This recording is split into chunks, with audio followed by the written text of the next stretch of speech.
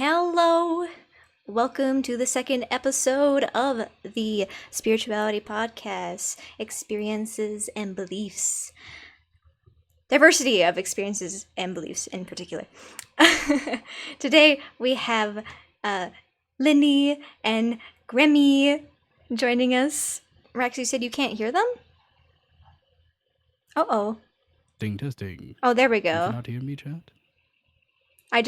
They were muted. You guys didn't hear that sick roast from Gremmy. Damn it. Okay. I almost did something. We're just all dying over here in our silence. All right. Now that everybody can be heard and perceived, starting off with introductions. Today we're kind of talking about paranormal and spiritual themes, being very general about it. I assume, based off of what I know about you two, there's going to be some very interesting and different perspectives and experiences on here, which is exactly what we're looking for. Ooh. So we'll start off with you, Lynn. Introduce yourself, promo yourself as much as you want, and any experiences and basis of your beliefs if you want to talk about that too. Yeah, so hi, I'm Luminnie. I am, as you guys can tell, also a VTuber. I am an electric dragon VTuber. That's So instead dope! of breathing fire, I electrocute people. Bzz. So don't get on my bad side and no one will get tased, okay? Oh, goodness. Damn. I I do have a Twitch and 2 YouTube accounts. One of them is for shorts. I can't speak English, and the other one is for long form content. So feel free to check out my Twitch channel.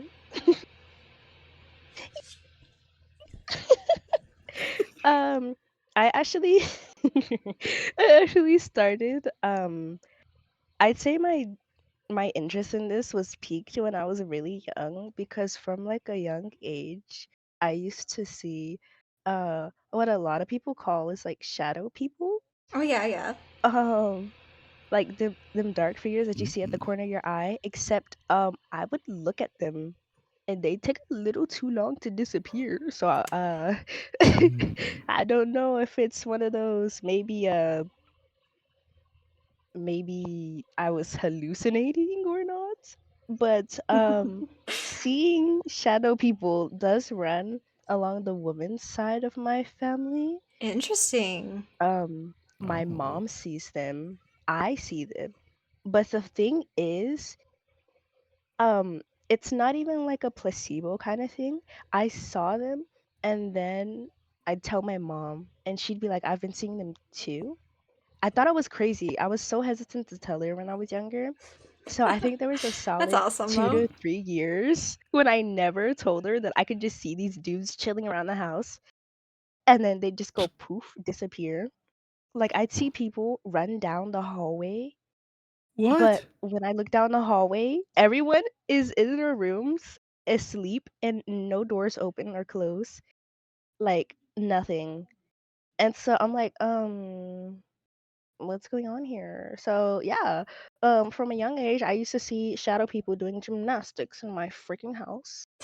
Holy shit. So Were they good? Wait, could you hear them? Yeah, were they good too? no, I couldn't hear anything. Oh. Well, there was one time that I recall hearing maybe like a gust of wind run past me, but I didn't Mm. feel it. Hmm. Like if you've ever like blown into someone's ear, that's kind of what it felt like. Is what it Mm-hmm. Mm. sounded like. I see. But when I looked over, I didn't see anyone that was like, real. I saw the shadow people. I just didn't see anybody that was real. Right. Oh. And I also think that this may tie into my dreams because in all of my dreams, except for a few select people, I can't see anyone's faces. They're Hmm. blacked out. That's So that's Hmm. creepy that's as fairly hell. common. I'm a dream worker, so I talk to a lot of people and they tell me their dreams, and that's a fairly common thing in dreams. Okay.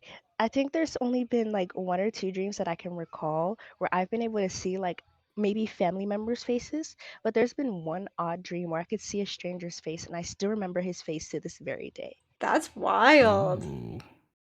Damn. It's creepy. It's creepy. I don't like it. I don't like. It's creepy. Anyways, that's it for me. Thank you, thank yous. Nice to meet you, by the way, Lynn. I don't believe we spoke before this. Yeah, nice to meet you. And next up we have Gremmy. Yes, the great glitch gremlin. Yes, I am that person. I am the one who has questions. I am the one that has a Twitch and also YouTube. I don't post too much on my YouTube. I need to, but here's the point. I'm an aspiring voice actor and also an aspiring singer. Yes, I like to sing. Lo and behold, right? But other than that, I've been spiritual stuff. I mean, okay, this is where I get The serious. switch to the serious voice was crazy. Okay, but for unreal like spiritual things, I guess I do believe that there are spirits and whatnot, but I guess I only really had an experience once when I was at home before school. I had to go to the bus stop, so it was still like pretty fucking early. I mean, I don't know why I woke up that early, but I was sitting at my dinner table and just waiting my time, and all of a sudden I hear somebody say my name. And it's in the foreign language that I speak, that I spoke first, my first language, and that was it. It was just Sorry, interesting because pause. What is your native language? Cantonese. I would have What? never guessed that based off of your. You don't really have an accent. No, well, I was born in America, so Oh, definitely more of interesting. an American accent. Okay, Yeah. cool. Yeah. So yeah, no, and it was weird because I heard my name and then I just shot up, that I didn't know what it was. Like I freaked me so bad that I just ran out of the house, but nobody really, I don't know. And then I just ran out and didn't look back and I went to the bus stop, waited there for like almost half an hour until the bus came eventually. But yeah, no, it's I know that there are things out there, but I don't know. I guess in my own beliefs and stuff, right? Like Mhm. religious beliefs tying into that. I'm an agnostic. I don't believe in any particular religion, like all the way. Mhm. It's more of just I believe in God. There is probably some divine thing that created everything, and that's what I believe. And but whatever it is, like there could be other things that have off sprouted from that, that aren't just humans or animals, like so there is that kind of mysticism that I mean, it's just a curiosity to me. I'm a very curious person, very much so. So try to look into everything I can, and hopefully maybe some, Questions are answered, today. That'll be very nice. Very nice. Yeah. But thank you very much. That was great, Gremlin. Thank you. Thank you. I love you all. Mwah. Rex said that your Stitch impression is Stitch's cousin Staples. Well, this is too cool. I'm sorry. I'm just a gremlin. I'm not a fucking. I ain't no alien. Literally an alien made from a million other aliens. That's You cool. sound like That's Stitch cool. though. I know. Hannah meets family. Best minute too. I got a girl on this side, and she's my Lilo. Woohoo! Aww.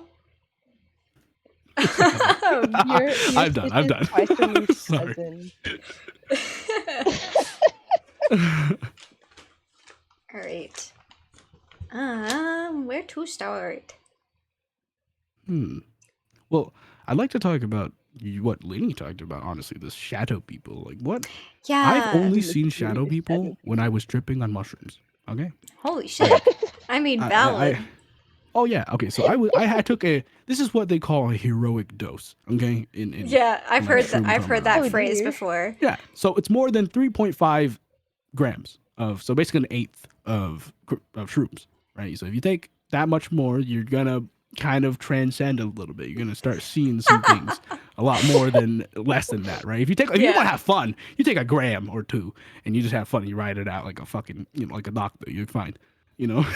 And then if you pass that, which I did, and I was at my home, you know, in my house. I'm like, all right, this is great, you know. Just I laid down because I was like, woo, these things are hitting. You know, you start sweating, you start yawning. You start yawning really bad.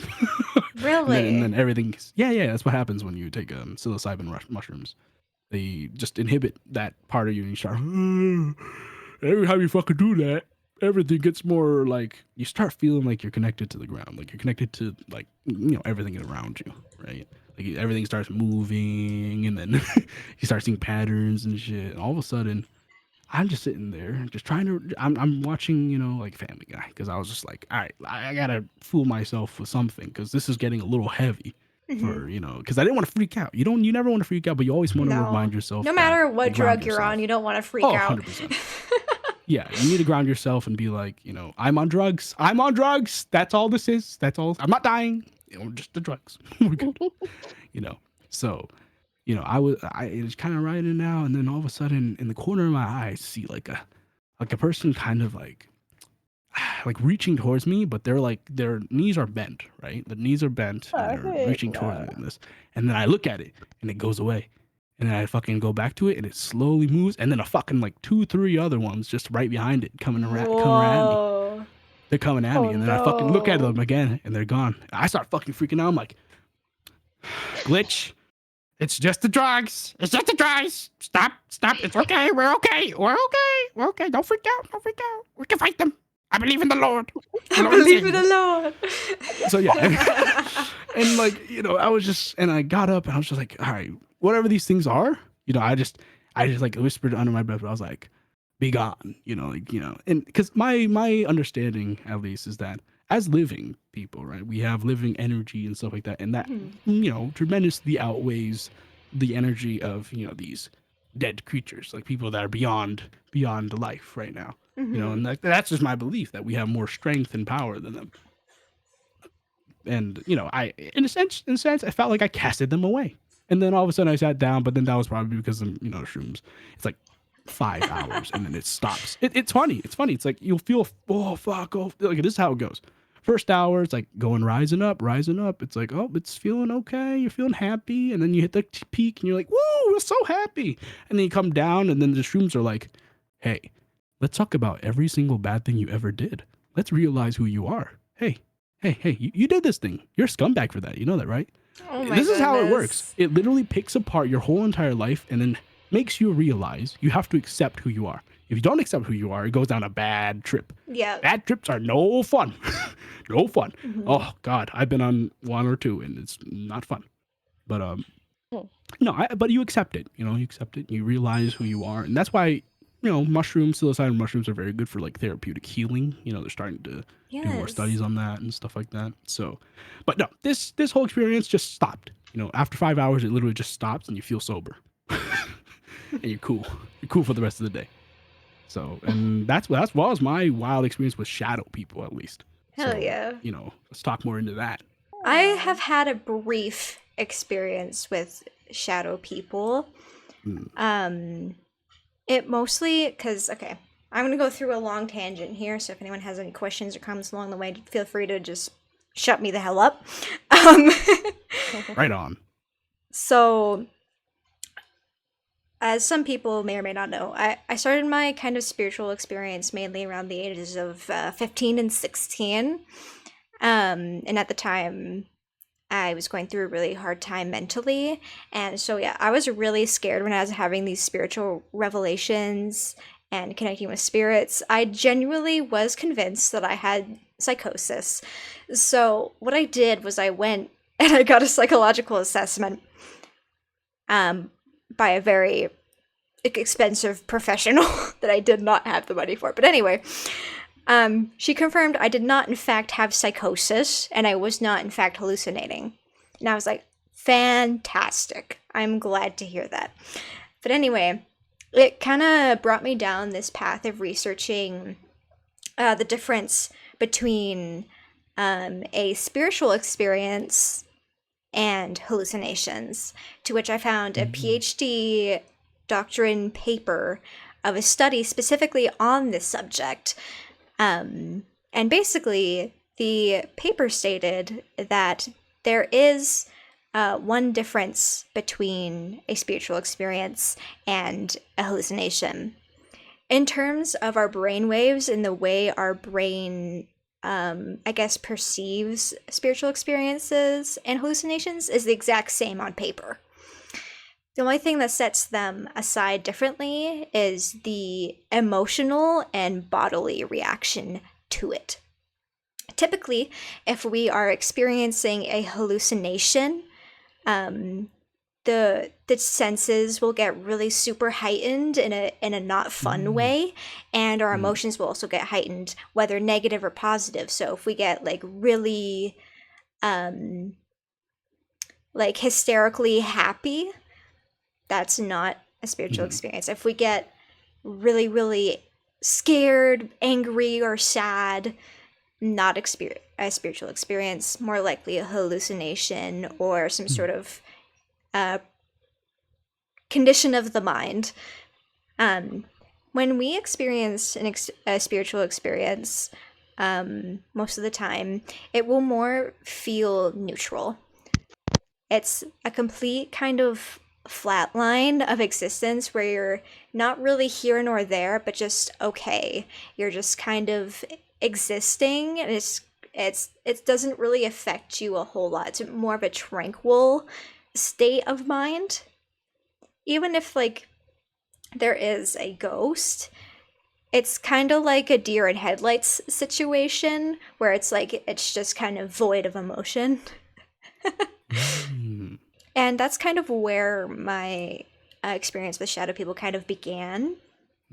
Because, and it's strange for me too, I still think it's strange to this day, because I am not really a seer type of psychic. I don't see shit. I don't see ghosts. I'm not visual. Even when it comes to aura reading, I don't see images a whole lot. Very minimal. And so it was very interesting to see these figures, to say the least. It happened a few times, and normally the way I'd see them is either they'd be walking down hallways or peeking around corners. And so one day I was feeling brave, because it had been going on for a couple days. One day I was feeling brave, and I started to experiment. And so I was sitting at my computer, you know, gaming, whatever. And I saw it at the corner of my eye, so I peered my head around my desk, and I saw one kind of tallish, around 6 foot. Kind of, it looked like it had been walking towards me, but kind of stopped when I noticed it. And it kind of had these little tiny, like, peeper eyes. Not a whole lot of detail to the figure, humanoid-esque. And so my risky ass, because I'm gonna be real, I don't have a lot of experience with ghosts and things like that in particular. But my stupid ass, I waved at it to see what it would do. I took out my hand and I waved. You know what it did? It waved back. It waved back. Never. That's number one rule of shadow people. Never interact with it. Oh my goodness. Speaking of that, I made a huge mistake. Now my family's really religious. Like my family's been highly religious since I was like 10. So, I, unbeknownst to me, you're not supposed to name them the little ghosts, or else they're now a part of your home unless you decide to banish them. Yeah, it's kind of like an ownership type of thing. Like when you name a pet, they're kind of yours, you know? Yes. Unbeknownst to me, I would have this consistent shadow humanoid. So I'd be in the bathroom. So you have to kind of know the layout of that area for me to be able to explain it. So if I'm in the bathroom facing the mirror, then I can see the thermostat behind me through the mirror. Okay. But if I'm like, okay, the thing is, the way to get into the bathroom, you have to go past the thermostat. Right. Right. So you go straight, the thermostat's on your right. You turn right down the hallway, then left, and to the right is the bathroom. And right in front of you, before you go into the bathroom, is the pantry. So I'm sitting here like, okay, whatever. So every single morning, when I'd go into the bathroom to brush my teeth, I would see this abnormally tall humanoid figure, but he was like crouched down. So it'd be like Oh. crouched down, and I'd just see like kind of like a blob, what I assume was its hand on the thermostat, fiddling with the Oh. thermostat. But Ah, nothing on the hell no. thermostat ever changed. So, unbeknownst to me, this is like 12-year-old me. I'm sitting here not knowing that I shouldn't name these things.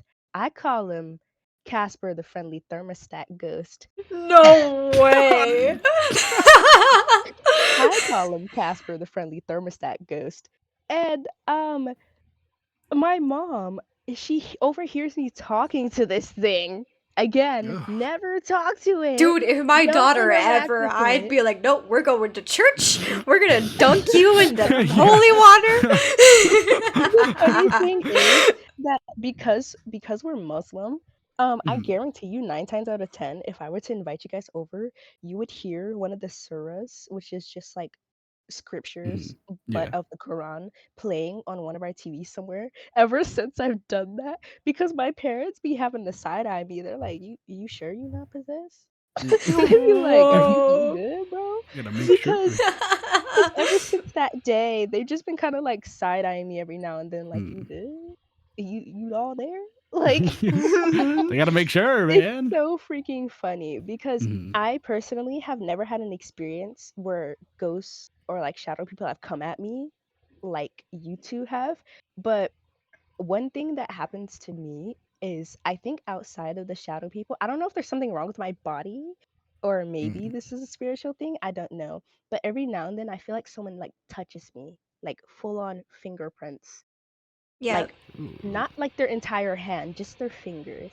Hmm. Like there was one time when I was doing my hair and I after I got done doing my hair, I sat at my computer and I was typing on my computer and it felt like somebody lifted like because I have curly hair, Hmm.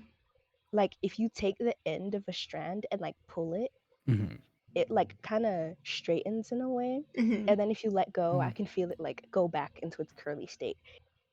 I was typing on my computer and I feel someone do that. And so I whip my head around thinking it's my mom and there's no one there. And then I realized I'm at home alone. So I'm sitting here tripping out. I'm like, heck nah. Like I ain't never touched a drug. I ain't never touched alcohol. I ain't never done nothing in my life. At this point, I am pissing my pants. I am so scared right now because I just realized I'm at home alone and something just touched my hair. So I'm Mhm. sitting here like, okay, whatever, whatever, whatever.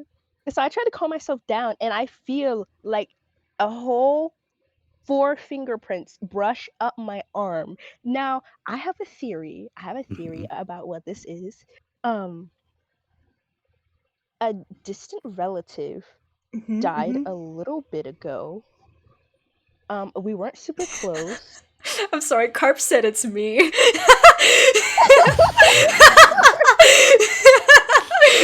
get out of my house! Get out of my house, Carp! Oh. Carp, get out. It's time. It's time you get out. You gotta get the heck out.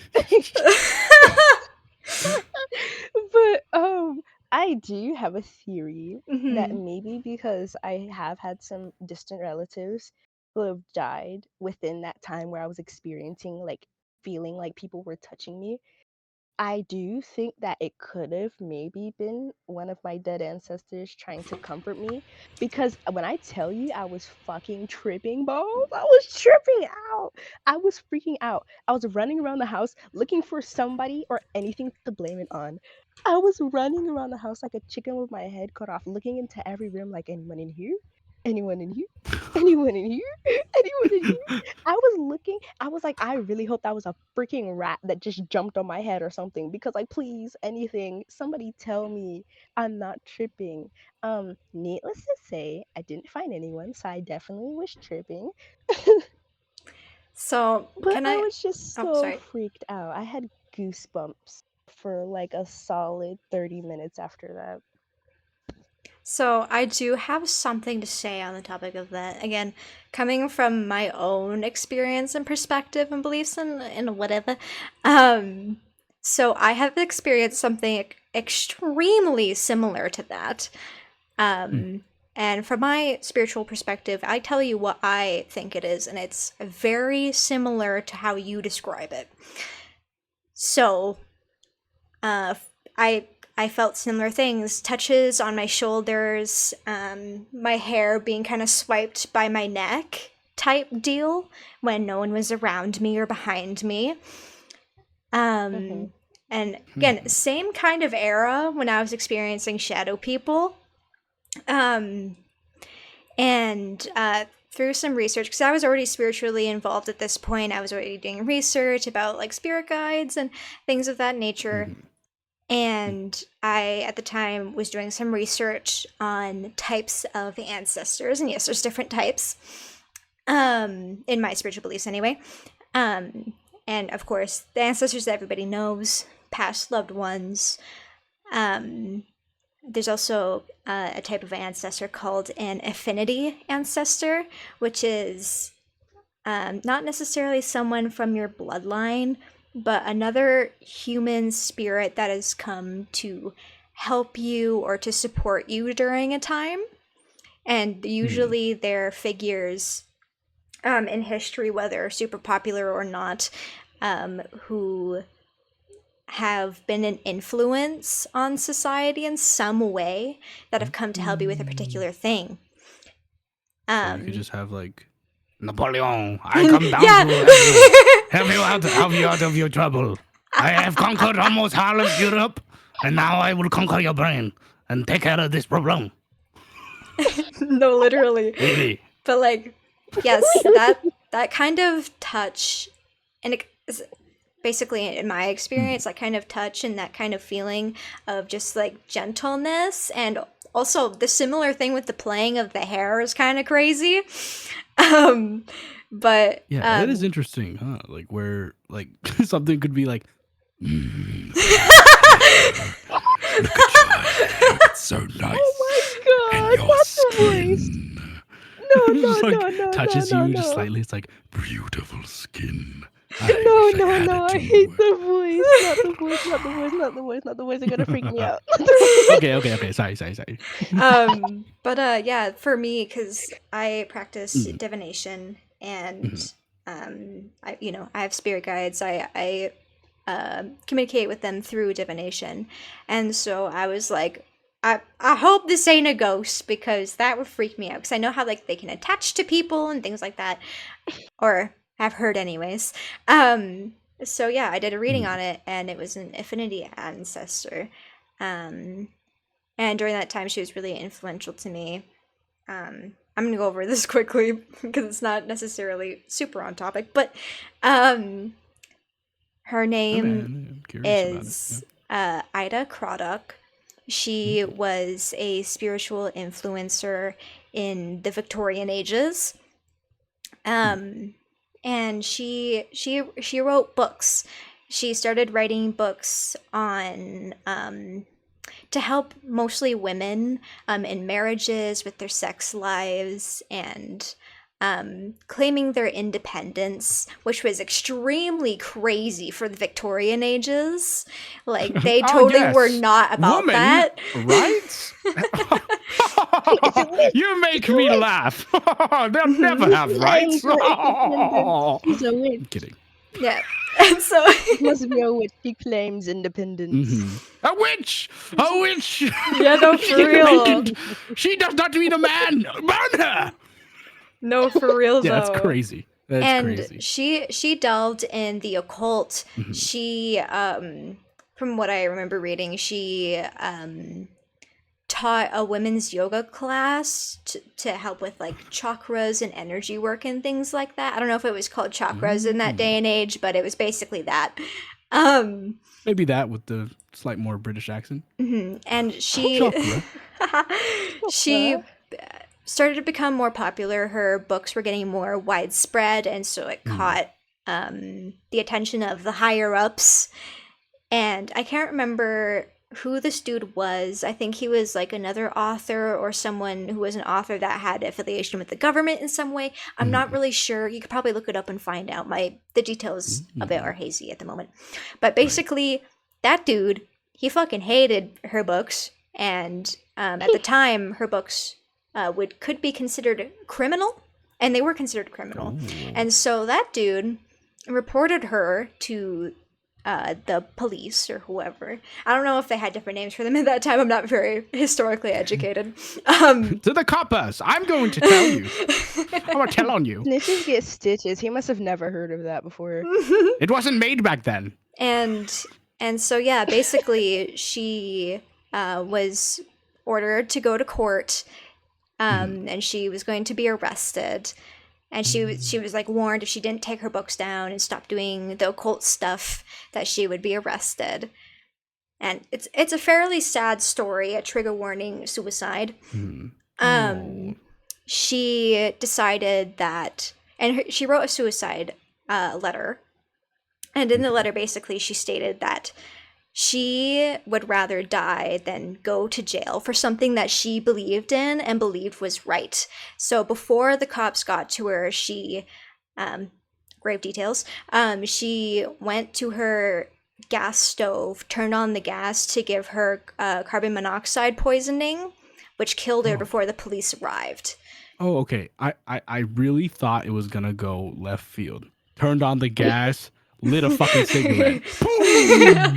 That would have been way more epic. Yeah, no, that's what I thought. I thought it was gonna be that. I was like, oh my goodness, she really believed. I thought She let everyone know. I thought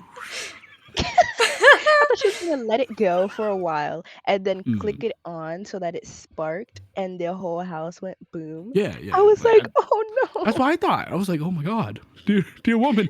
Oh god, she was blown to bits. And No, also, she I'm was okay, so okay. sorry. She's- Whenever I heard you say that she was an influencer in the Victorian times, all I could imagine was Instagram. her writing a Oh, letter, no. writing a letter, and attaching it to like 12 pigeons' legs. And being like, "This is my family. Everyone's gonna hear about my escapades. Everyone should hear about my scandalous escapades." Yeah. But yeah, so her story is super powerful, and her books still exist to this day. They never got destroyed. There's still copies of them everywhere. Albeit difficult to understand because it has Victorian slang, but Right. Heck. but she was influential to me in this way because of her upbringing, learning the occult, trying to empower others, especially women, through her experience and knowledge. And then her literally dying in order to stand to fight for what she believed in, a complete martyr, honestly. Right. And so partially super cool, partially don't fucking do that. Don't do that. Do you? I mean, you believe in it, but geez whiz. Yeah. Man. But it was super empowering to me because through my experience, I had experienced lots of themes of misogyny and feeling like I didn't have power in situations and being called crazy for my beliefs, such as she was, obviously, to less extreme, but, I related to her in that way. Right. And it kind of helped me strengthen my sense of self and strengthen my sense of confidence in what I believe is right, whether that be my spiritual beliefs or just morals in general. And that was kind of my experience with that. And it began with the touching on the back and the hair. That's right. Oh, yes. And then the touching of the hair. So wait, were the shadow people ever touch you? Did No, they do that? just liked to look They just and like to hang observe. around. Yeah, same Oh. with me. I was never touched by specifically shadow people. I never got to saw any formation of anything that did touch me. But actually there was one exception. It's funny you say that because my mom was home for this one. And so I was like, okay, whatever. And the weird thing is, usually when I experience something like supernatural or like paranormal, like Mhm. touch me or something, it's like Mhm. one quick thing and then it's gone. Yeah. But this also happened while I was sitting at my desk on my computer, and so I'm click clacking on my computer, little old me over here doing shenanigans, scrolling on Pinterest, whatever. Um, tell me why I feel someone consistently like just playing with the same strand of hair. Like they'd pull it to stretch it and then they'd let it go. And they'd pull it to stretch it and then they let it go. And so I'm under the impression that my mom's behind me because she's the only one that actually like Mhm. touches me. Mm. Like unless it's like my dad, he'll like come up to the front of me to try and like give me a hug if it's been a while, be like, I love you, daughter, this, that, and the third, whatever. Hmm. But I see out of the corner of my eye my mom's complexion. Like it's like I see her arm just at the corner of my eye. Her arm is just like onto at her sides. And so I'm under the impression that it's my mom right here, like fiddling with my hair. Mhm. And this timing is hilarious because when I tell you, I'm over here like, okay, whatever, it's just my mom. I see her arm right there. Like it has to be her. She calls me from her room. Lynnie, can you come here? When I tell you I have never in my life thought that I was in a horror movie before, except for this time, I tell Mm. you. I got Oh so my scared, my god. my accent activated, like I was horrified. She's like, "Oh no, come back! I love the I hair. was No." I turned around. I was like, "Oh no!" And so Mm. I shuffle into her room with Mm. my hands on my head, and she's like, "What's wrong with you?" I'm like, were you in the living room just now?" She was like, "No." I was like, "Are you sure?" She was Mm. like, "Yeah." 'Cause, like, at this point, I was on the border. I was borderline crying right now. I was, like, about to cry, and so I'm sitting here like, "Please tell me she just came in there to get something, and maybe she was like, 'Oh, her hair, I love her hair,' so she, like, doing like, fiddled with my hair a little bit." No. Mm. No, it wasn't her. I've never seen anything paranormal in actual real skin color. I've always seen it in, like, black, like completely black, like Mm. darkness Mm. black. And so I'm sitting here like, oh my god. Oh I my god. I have some Because kind no one of else in the personal house. questions on that. Alright, go ahead. So like, okay, two things. Is there, to the best of your knowledge, is there like a history around even the women in particular, a dark history, traumas, big negative happenings? Oh, actually, yes. Mm-hmm. When my mom was younger, she said that my grandmother, her mother, and her mother's like family would fiddle with dark magic. Oh.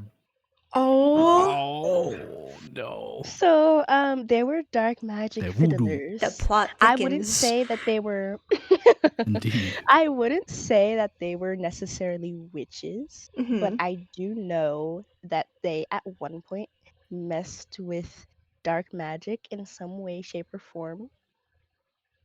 There's Interesting. That's some always the Like, scary shit. stereotypical like, Mhm. oh, Ouija board, hee haha. But yeah. I'm almost certain that they perform like whole rituals Okay. Like a while my sacrifice and mom was a shit. young kid. Not sacrifices necessarily, Maybe a goat. but I think like not like seances, but that's the Oh. closest thing I can imagine to someone that doesn't really know about much about dark magic. So Because there's she didn't Mhm. really explain it in a lot of detail. She just said that they did a lot of dark magic stuff. So I don't know if they were like chopping off heads, like cutting their hands for blood or whatever. We don't Like I know. don't Oh know what they god. were doing. We don't know. So for all I know, outside of that moment, they could have been cutting off goats' heads or whatever. But um as far as I know, they were just doing like little rituals inside the house. They'd all hold hands and be like, like that kind of shit. okay. Oh. So there's I think it'd be a good time to come out. By the way, guys, I practice witchcraft. That's not a joke. But there's Oh. there's a there's What'd you say? Oh. um, but I want to mention there is a distinct difference because black magic is a very much an umbrella term. There's a difference between um, black magic as in hexing and putting negative intentions out. Hexing isn't always inherently negative, but a lot of people use that to do negative things. And then there's the other side, which is baneful working, which is things like protection, keeping bad vibes away type deal. And how about And curses? oh yeah, there's baneful curses, and then there's just hateful curses. There's a lot of stereotypes around it, as I'm sure you guys are very aware. And I just wanted to mention that because it could be possible that some people in your family were not doing that, and it's also possible that they were. I'm not in your Yeah, I'm just family. I'm saying not what your my past family. mom. I have no idea. So, Yeah. I was um, just saying what my mom told me because she was under the impression that they were doing some sort of dark magic because she too was at a young age. And like obviously she like 7 years old. I don't even exist. yeah. So I haven't experienced them doing any of this firsthand. Mhm. Like as far as I'm concerned, they haven't done any of this as long as I've been on this planet Earth. Hmm. But I will say, hearing that story was just really creepy. It's like, Mhm. ugh. Yeah, no kidding. Because the way she said it, it was she said it as if they were trying to communicate with somebody from the beyond, Hmm. and they were That like, is creepy. yeah, that's creepy. Because like when she told me this, I was like 10 when she told me this. I'm surprised I Hmm. didn't have any Mhm. nightmares. So yeah, because it when we're talking about rituals and magical workings, it's all about the intention behind it. And if the intention is like not to help someone or it's selfish in some way, filled with gossip or drama or things like that, it can muster up some nasty stuff. Some people aren't shy of dealing with the nasty stuff. Some people stay far, far away from it, like me, which, teach their own. Um, but yeah, because when you mention that when you see people who could potentially be entities that are past ones, and you say that they are black in color, um, Yeah. that to me very much reads as kind of like an aura thing, and especially if they're delving in a lot of those negative aspects and dealing with darkness in their own lives and things like that, they can very much manifest that way when we're talking about what a soul looks like. Um, and like I said, I'm not a very visual person when it comes to what I experience in terms of spirits and souls and things like that. But Mhm. based off of the research that I've done and what I've known and from my own experience, that kind of thing manifests that way, and a lot of people see it in that way. And then what was my second question? Oh yeah, during that time that you thought it was your mom behind you, did you have like a past relative that kind of looked like your mom, or that was from your mom's side that could have been prevalent around that time? Um, there was one. I think it would have been my mom's auntie, so like Oh. my great aunt. I don't know. Yeah, I But think so. she did pass away from a long battle with cancer. But the Mm-hmm. thing is, when she passed away, she was very visibly frail. Like her arms were very like skinny, like Mhm. it looked like she had no muscle or fat on her arms, whereas my mom, she has a lot of like muscle on her arm as far as that goes. She has a lot of Mm-hmm. like lean muscle on her arm. So Hmm. when I say that I saw like her arm, I mean like I saw like the outline of her arm along with like the skin color. They are very similar in complexion, Mm-hmm. but like as far as like shape goes, if it was a past, like if it was maybe like an entity that was my aunt that passed away, maybe it could have been her in a healthier state, because Yeah, when she was because in her healthier mm-hmm. state, then her and my mom looked really alike unless you looked at Hmm. her face. Hmm. From what If you I've didn't look at her sorry. face, then they would look almost identical. So I guess it could be that, but I'm not sure. So what I've heard based off of other people telling about their ghost experiences, especially of past loved ones and things like that. I hear a couple. There's a couple theories behind it, as that either the ghost or spirit of the person appears in their best state, or it appears as the viewer's perception of them. Hmm. That's interesting. Like, for my personal beliefs about ghosts, like I said, I don't have a lot of experiences paranormally. Um, and this is just what I've researched, what I've heard from others. Um, Personally, my own perspective and beliefs on ghosts, um, I am still on the fence if they're real or not, to be honest. I always, when I'm talking to people about it, I always act in the perception that it is real, and Hmm. kind of trying to understand what the other person's experiencing. Um, and it's solely because I haven't necessarily experienced it myself, and that's 100% what I base all of my beliefs on, is my Right. experience and what I perceive of the spiritual. Um, and I have had few paranormal experiences. Most I feel were from when I was a child that I don't remember, because that's very much a case, because children are very spiritually open, and same with dogs, babies. They say that they can Hmm. see spirits and stuff, and so there's a lot of cases where children will have spiritual and paranormal experiences, but as they grow up, they don't remember because it's just kind of faded Right. into the background. Yeah.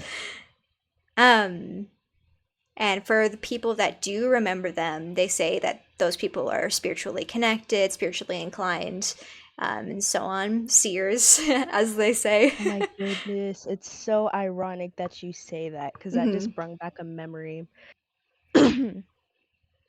When I was around 10 years old, me and my brother lived in this house, and this was a decently big house. I wouldn't say it was anywhere near, like maybe nowhere near like where a wealthy person would live, but I'd say it was a pretty big house.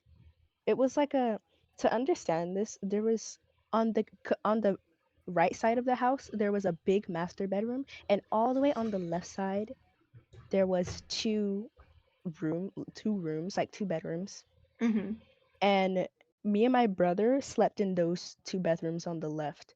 So Hmm. there was a celebration of a sort. I forgot what happened. I think it was someone's birthday, but um my mom's boyfriend at the time had gotten her balloons for her birthday, and um he had gotten her one single balloon. I think it said like happy birthday or like congrats on blank. I forgot what it said exactly, but it was a balloon nonetheless.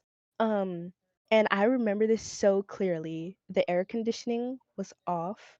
No one was in my my parents' room, like my mom's room. No one was in there. Her boyfriend and her were outside. So it's just me and my brother, and we're over here playing around. And we play in the living room. So the sequence of the rooms goes master bedroom, dining room, living room, and then it's our room. So Hmm. we're playing in the living room, and we see something like kind of like move Hmm. in the area of the master bedroom. And this isn't how I know this wasn't just like me hallucinating or anything, because me and my brother both looked over, and their master bedroom door was open. So all we see is like a balloon, like kind of bobbing in the doorway. And so we're like, okay, whatever. It's probably just like because they had a door that opens into the backyard in their room, in the master bedroom. So we thought maybe their door was open. So me and him both like go to the doorway. We like move the balloon out the way and we check and the door was closed. There was no windows open, no doors open, no anything open. And so we're like, okay, kind of weird, but we go back to the living room, we start playing and stuff. We're watching TV, we're like messing around, running around, as kids do. Hmm. And he pauses and I look at him, I'm like, what's wrong? And he goes, Lynn, like, wasn't that balloon just in their room? And I look over and the balloon's like in the dining room. Like if I were to rewind time, it would have been able to go back into the room. Like it was lined up with the doorway. It was like coming out of the doorway. No. And so I'm sitting here like, okay, that's kind of weird. So it kind of pauses for a second and I'm like, okay, that's kind of weird, but whatever. And then suddenly it's like a funny way that I compare this to is like if you've ever seen a baby that's new to crawling start Hmm. like trying to crawl really fast, Mm. like they like crawl and then they stumble, so like they pause and then they crawl and crawl again. That's Right. kind of how the balloon starts coming at us.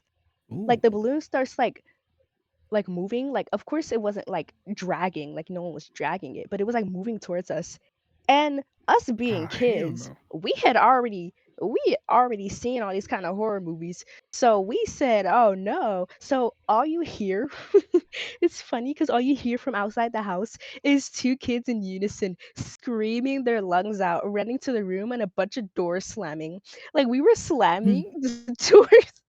We were slamming the door because we were scared shitless.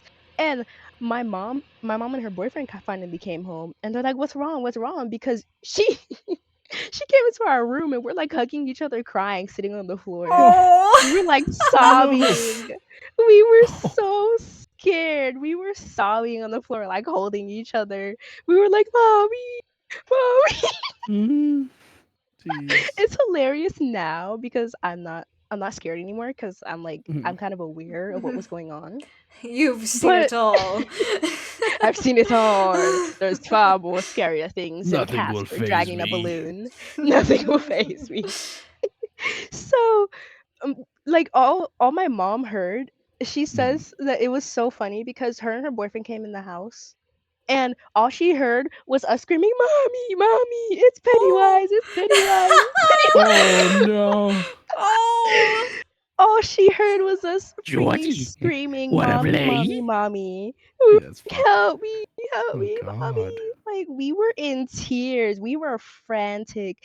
And then my mom said, because this is what made me so fucking scared. Even after she came home, this lady had to say this after she came home. But when she opened the door, the balloon was like in the living room where we were playing. Mm. So it traveled all the way from their master bedroom through the dining room and all the way into the living room, which Wow. is like right Mm-mm. next to our room. And so she's like, "Wait, so you guys didn't go in our room?" And so we're over here in tears telling her what happened. And and then that's when she tells us like, "Yo, we turned off the AC before we left. Like there was no windows open. We turned off the AC. There was nothing that could have been that wasn't paranormal." And so we start shitting our pants again because what did we say? What you? Yeah. Your That mom was was just the like, only you know what?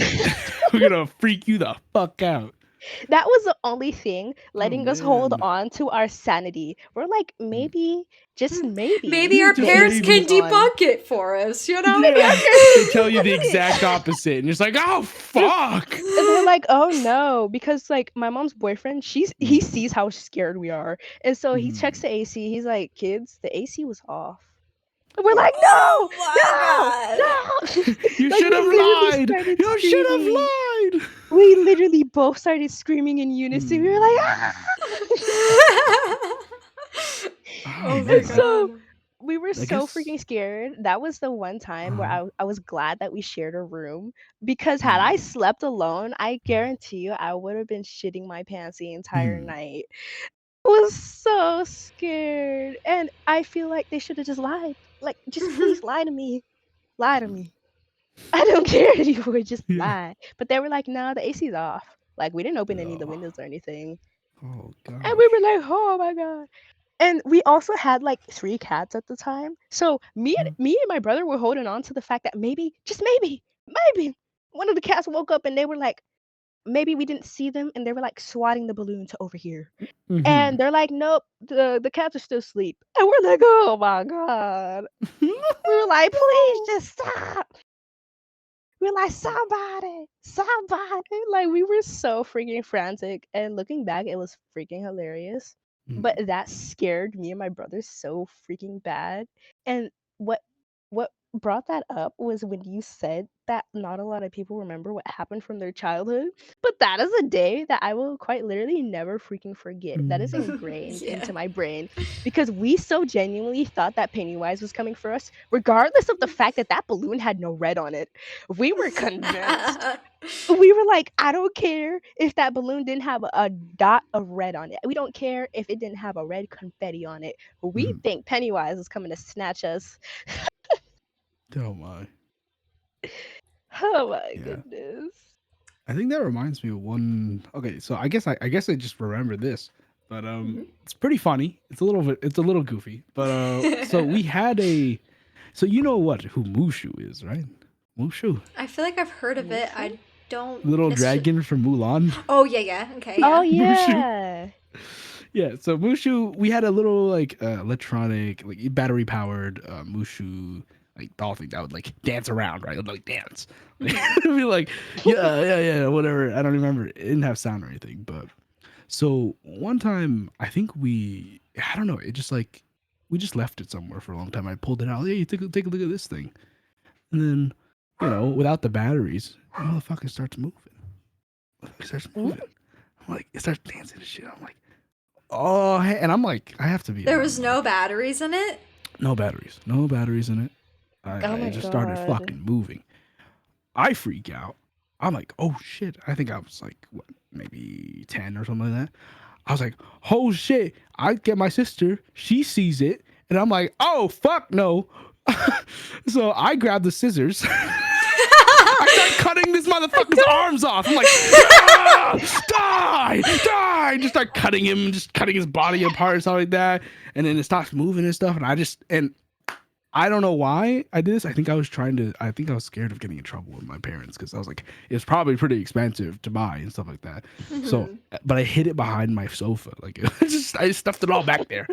And then I remember like 3 years later, I like cleaning up and stuff. And I just see this fucking this murder crime scene of a fucking, it's just a Mushu dead, all decapitated and everything. I'm just like, oh, I remember that. Yeah, no, fuck that shit. We're throwing that away. So no, that's just one of those things. And I legit thought it was like a demon. I was like, oh hell no. I was like, I'm about to kill this demon. I'm about to show you what your demons can do to me. Nothing, bitch, because I cut your fucking head off. You know, like, and that was but it genuinely did scare me. You know, it was like it was no very visceral, shit. 'cause That it's would like, scare me too. because I'm like, I double checked too. I remember double checking for the batteries and everything. I was like, it's fucking empty. Why is it moving? You know, just 10-year-old me going like, oh hell no. You know, Yeah. not in this household. Yeah. So what? Because that would have scared me. Oh my What was your question? goodness. Just imagining like a young you chopping this thing up. with scissors, It's and they freaking weren't sharp. They were hilarious. dull. So I had to get. It was like a bunch of tries. It's like So you have to like really go back because it was made out into of it. I'm just it was made out of rubber. imagining. Yeah, it was like rubber because like to make it move and stuff like that. So. Not to make Oh this my memory gosh. more scarring for you, Gremmy. But as of what we know about the constant theme in spirituality, ghosts, and whatnot, is that everything is energy. Energy can be converted to electricity, Right. electromagnetic fields. Yeah, and that's why we can pick them up on there. And The notice and fact stuff that like that. it had no batteries but was able to function, it's very possible that some sort of electric magnetic currency had moved through it. Probably. I'm not That's saying it probably was a what it was. ghost. I know, But- but it's probably not. Like definitely way more. Like maybe it had a little bit of juice in there, and I was like, little electric, magnetic charge coming to it, and then just a little bit. I'm like, hell no, it's a ghost. It's Kill it. very possible it could be, but you know. Right. No, I Yeah, mean, nah, I I hope completely not. I understand why mean, you that's the did it thing. though. Right, right. I I don't want. completely understand because I would have Mhm. started chopping that thing up too. Mhm. Like we playing Fruit Ninja Bro, in here. That thing ain't I gonna get I remember me. because I was like, oh yeah, in my childhood, this is cool. He'd dance around all cool and like funny and stuff, and then now it's terrifying, and I'm like, yeah, die. Like, Like yeah, childhood absolutely ended not. there. Absolutely not. I would not be getting got by that thing either. That And now I'm a thing. dragon slayer. I slay dragons, motherfuckers. Mushu was no problem. Carp, watch out. Who's next? Dragon Slayer. Dragon um, Slayer. You killed my cousin. before I move on That's to right. my key paranormal story, Mhm. I just want to check in with you guys. Did you guys have any questions or anything that popped up in your brains while we were chatting? Mm. Well, if I did, it's no longer in my head, so you ain't gotta worry about that one. That one's fair. But I think one of the questions would be like, do you believe that like okay, this is more of like a general question, I think. Mhm. Do you believe that your soul can be corrupted in any way? Like, you know what I'm saying? Like either through spiritual means or through just like, conventional like psychological means. Like obviously, I'm just want to get your opinion on like how you think of those things. So, by corrupted, do you mean Mhm. like something Let's invaded say it or yeah, let's say that it's like a negative entity, something that isn't, isn't purely, not good, saying just yeah, basically not there for your benefit in a way, like not nothing like to protect you. It's something that wants to, maybe an entity of malice, you right. know, um, or something like that. Just because I don't know, like obviously I don't, as a normal person, I don't like to focus on anything negative. But Right. when we talk about these spiritual things and how those things could go wrong, I Yeah, think that's it's a big scary. fear It's for people, unknown. right? Yeah, of course, and everything that's unknown is Scary. Yeah. just scary. You just it's a default. Like I don't understand that. What the hell is that? Oh gosh. Right. Yeah. So, as far as when we're talking about souls moving on into the afterlife, I don't really have a belief basis Mhm. around that in terms of the status of the soul, I guess. Mhm. But if we're talking it while we're living, our souls in our bodies, or Right. controlling our body, whatever, however you see it. Let's say earthly corruption. Yeah, if an Yes. entity, because I do believe in the idea that entities can attach to souls, because there's Mhm. certain damages that a soul can endure from life's challenges and other spiritual means of Right. corruption, as you so say. Mhm. There can be holes that are put in the energy field. There can be black spots. There can be scuff, like any kind of damage that you could see, like on clothing or an object, Mhm. could basically happen to the soul in this term of belief. Mhm. And I do believe and have seen dark spots. I have seen lots of spiritual speakers talking about how cords can be attached to the energy field. And it can be attached by living people too. Um, Mhm. it's typically for living people is people who drain a lot of your energy, people who uh, you feel like manipulated by. Those kind of attachments can happen with the soul. But I believe the Mhm. same thing can happen with spirits, namely malevolent spirits. And hi, Tio. I see you. I already tell you. And so I don't think any damage that a soul could Mhm. experience is permanent. I believe everything can be Right. fixed, whether through time or healing processes, whether that be physical or spiritual or mentally or Mhm. whateverly. But they do, but the fact is that, like, those kind of things do, complicate your life. Definitely. There'll be an inconvenience. And obviously, it's not going to stay there forever because I also don't believe that either. Like, I mean, it won't follow you to your whole soul. I mean, you're going to be either released or whatnot. I mean, I also believe, yeah, that's it's weird. It's a whole another thing of talking about like Yeah, afterlife stuff, right?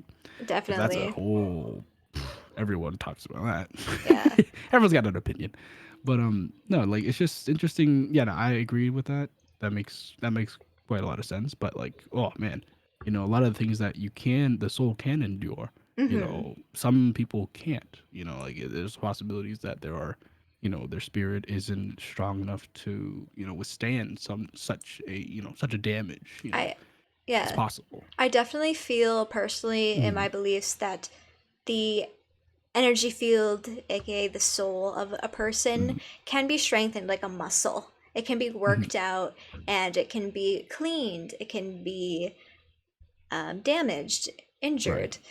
Yeah. Um, and yeah, when it comes to spirits kind of attaching themselves to you in a negative Mm, way, um, it can be draining, and there's been proven to be links. That's why they call it the mind, body, and soul, because all of those things are mm, intertwined, and if one thing is out of whack, everything else is going to be out of whack. right. So it's there's been lots of talk about spiritualists and psychics who interact with people with terminal illnesses, and it's true that their energetic field has also suffered the damages. Their mental health has Mm, suffered damages as a result of the illness, mm. as well as obviously their physical body, um, and things like that. And there's so many layers and things to it and overlaps. Oh It's yeah, it's hard to talk Yeah. about all in one sitting, but yeah, for sure, for that's sure. that's that's my answer to that question. Mm, okay. Yeah, and as far as like ideas on the afterlife goes, this is one thing I found that people have been kind of interested in. Hmm. In Islam, we do believe that there is like a heaven and hell, but Hmm. the thing is, we don't believe that it's just heaven and hell. We believe that there's different layers to each of them. Right, Oh yeah, yeah, yeah, like the yeah. eight So rings of do. hell. Mm-hmm. Yeah, Hmm. like similarly to where like you could be bad but not as bad. You can also be like There's really tears. good and Yeah, yeah, like yeah. Like really they. good in like Mm-hmm. Allah's eyes and stuff like that. So like Right. say like I was really good, but I did this one thing maybe that Allah didn't agree with and maybe he didn't forgive me about, Mm-hmm. like Allah subhanahu wa ta'ala. But maybe there's that one thing that he just can't forgive that it was so bad. Instead of like, oh, you're going to hell, I would go to maybe a lesser tier of heaven. Like the more and more bad Oh. things in Mm. Islam, the more and more bad things that you do without asking for repentance, then like the lower and lower and like the further and further you The kind boy of get haram. away from Yeah. the further and further you get away from like the ultimate paradise, which is what we call it. Yeah. It Right. sounds kind of From culty, but like that's from what God we All Himself. call it. religion Yeah. does. Of Yeah. course. Of course. It comes. Yeah. It's Yeah. giving cult vibes, but yeah, that's what we call it. Hmm. Yeah, Yeah. I guess. that's really cool. I've never heard of that before. Mhm. I guess I'll put in my 2 cents too. So I was raised Buddhist, right? Oh, So nice. All right. we do also believe in heaven and hell, but also on top of that, there's reincarnation, right? Yeah. And at least from what I know, is that a lot of the times when you're reincarnated, it's due to you're usually either going up one or down one, meaning you're going to be either a creature or an animal, right? Like there's certain animals they believe that like birds are one of the worst things to ever be come back as because being a bird, and same thing with a fish, there's always gonna be a bigger bird or a fish to eat you, right? Like it's Hmm. Mm-hmm. always gonna be. Unless even if you're on the apex of things, you're gonna have to be doing, you're gonna have to be killing as a predator. So Mm-hmm. they believe that like just like anything in life, like even if you're a human, right? If you were like let's say a butcher, right? You killed a lot of animals that you would usually come back as that animal as punishment and live that life. So there's like every one of us, we've been through many, many life cycles. That's what, like the belief from, Buddhist perspective.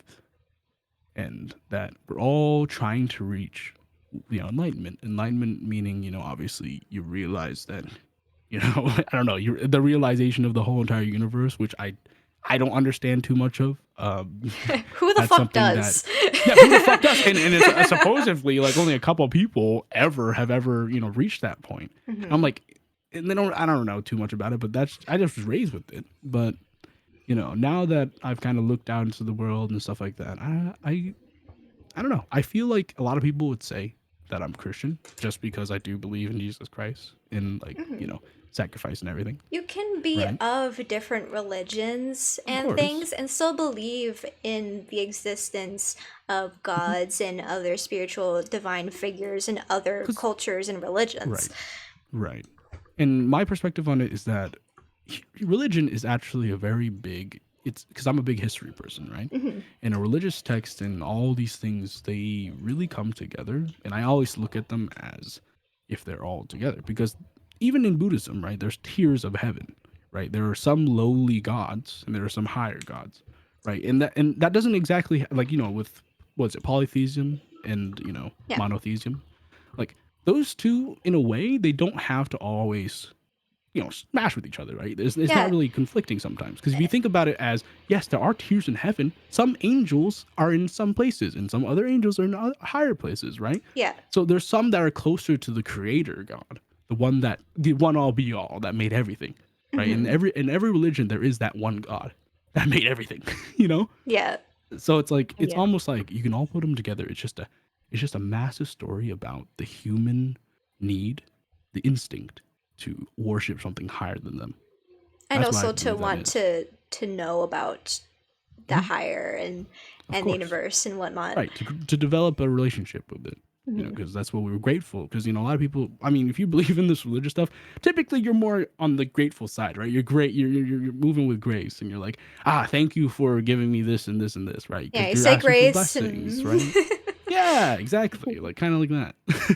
But that's just my lookout on it. Like, all of religion is Mhm. just a reflection of all of humanity's, like experiences, basically culminating into these stories that we were, that we can try to like piece together what the fuck God really is.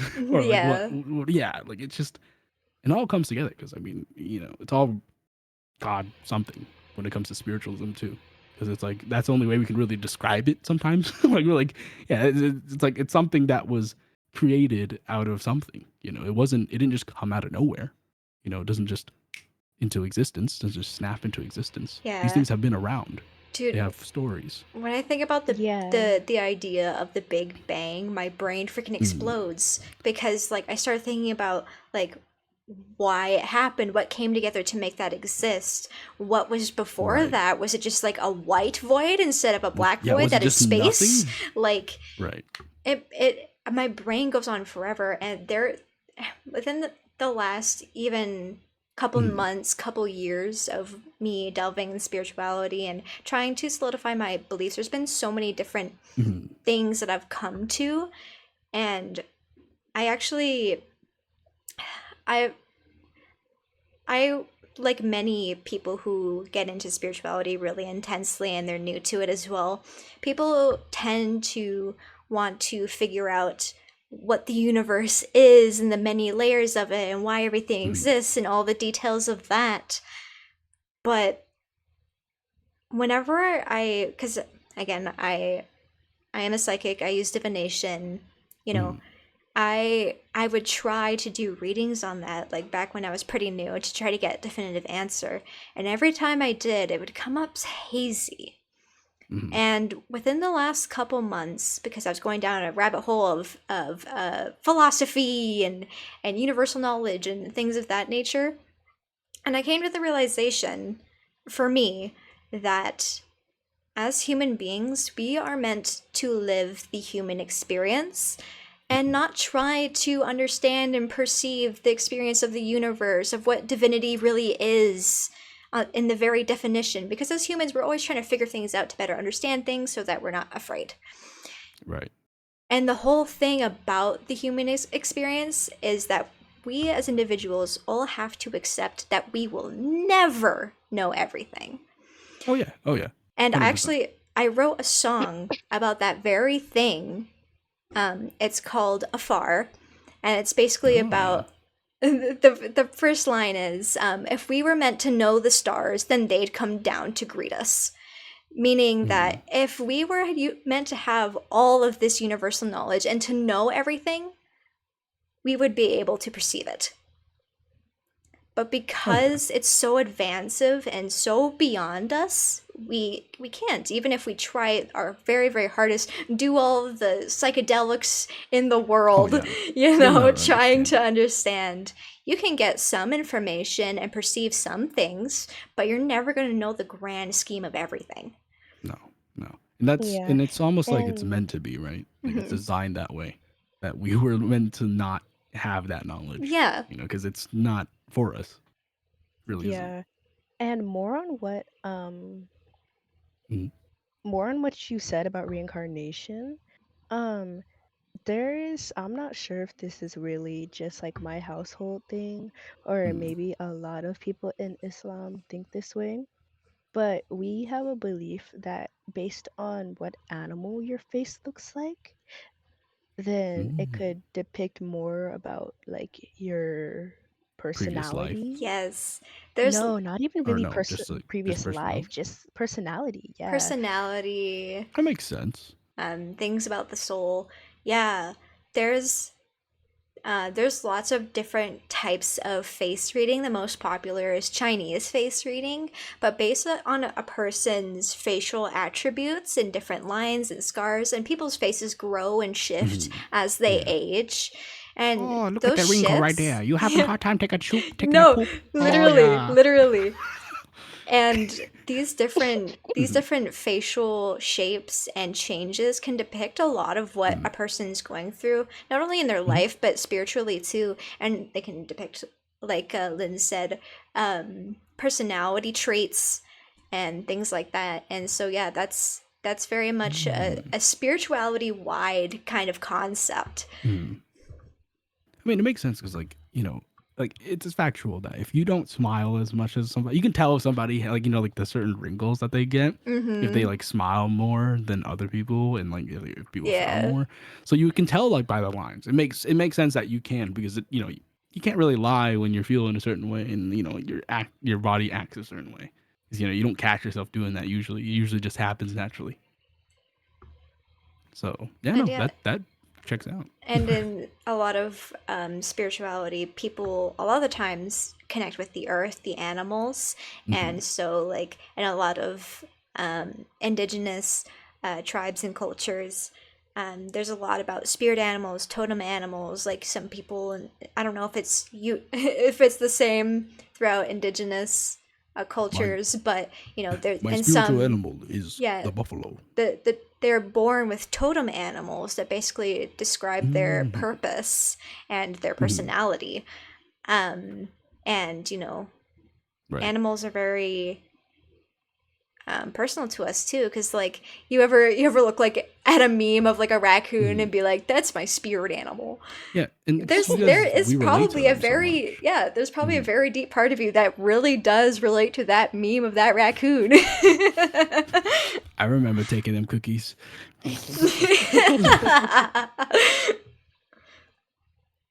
Yeah, no, for sure. Yeah. That makes sense. A lot of connections in nature and whatnot, because I mean that's really the core of, if you take away all of our man-made things, it's just nature. It's purely just Our us, man-made the things soil. are nature. Everything comes from the earth Of course. and Exactly. We space and use whatnot. whatever. Yeah. Don't talk about that though. Oh yeah. Fun fact though, we think that mushrooms, right? Because a lot of mushroom spores that you can put into space and they won't actually die. They can live through it. They don't have to, That's live without crazy. oxygen. Yeah. So it's a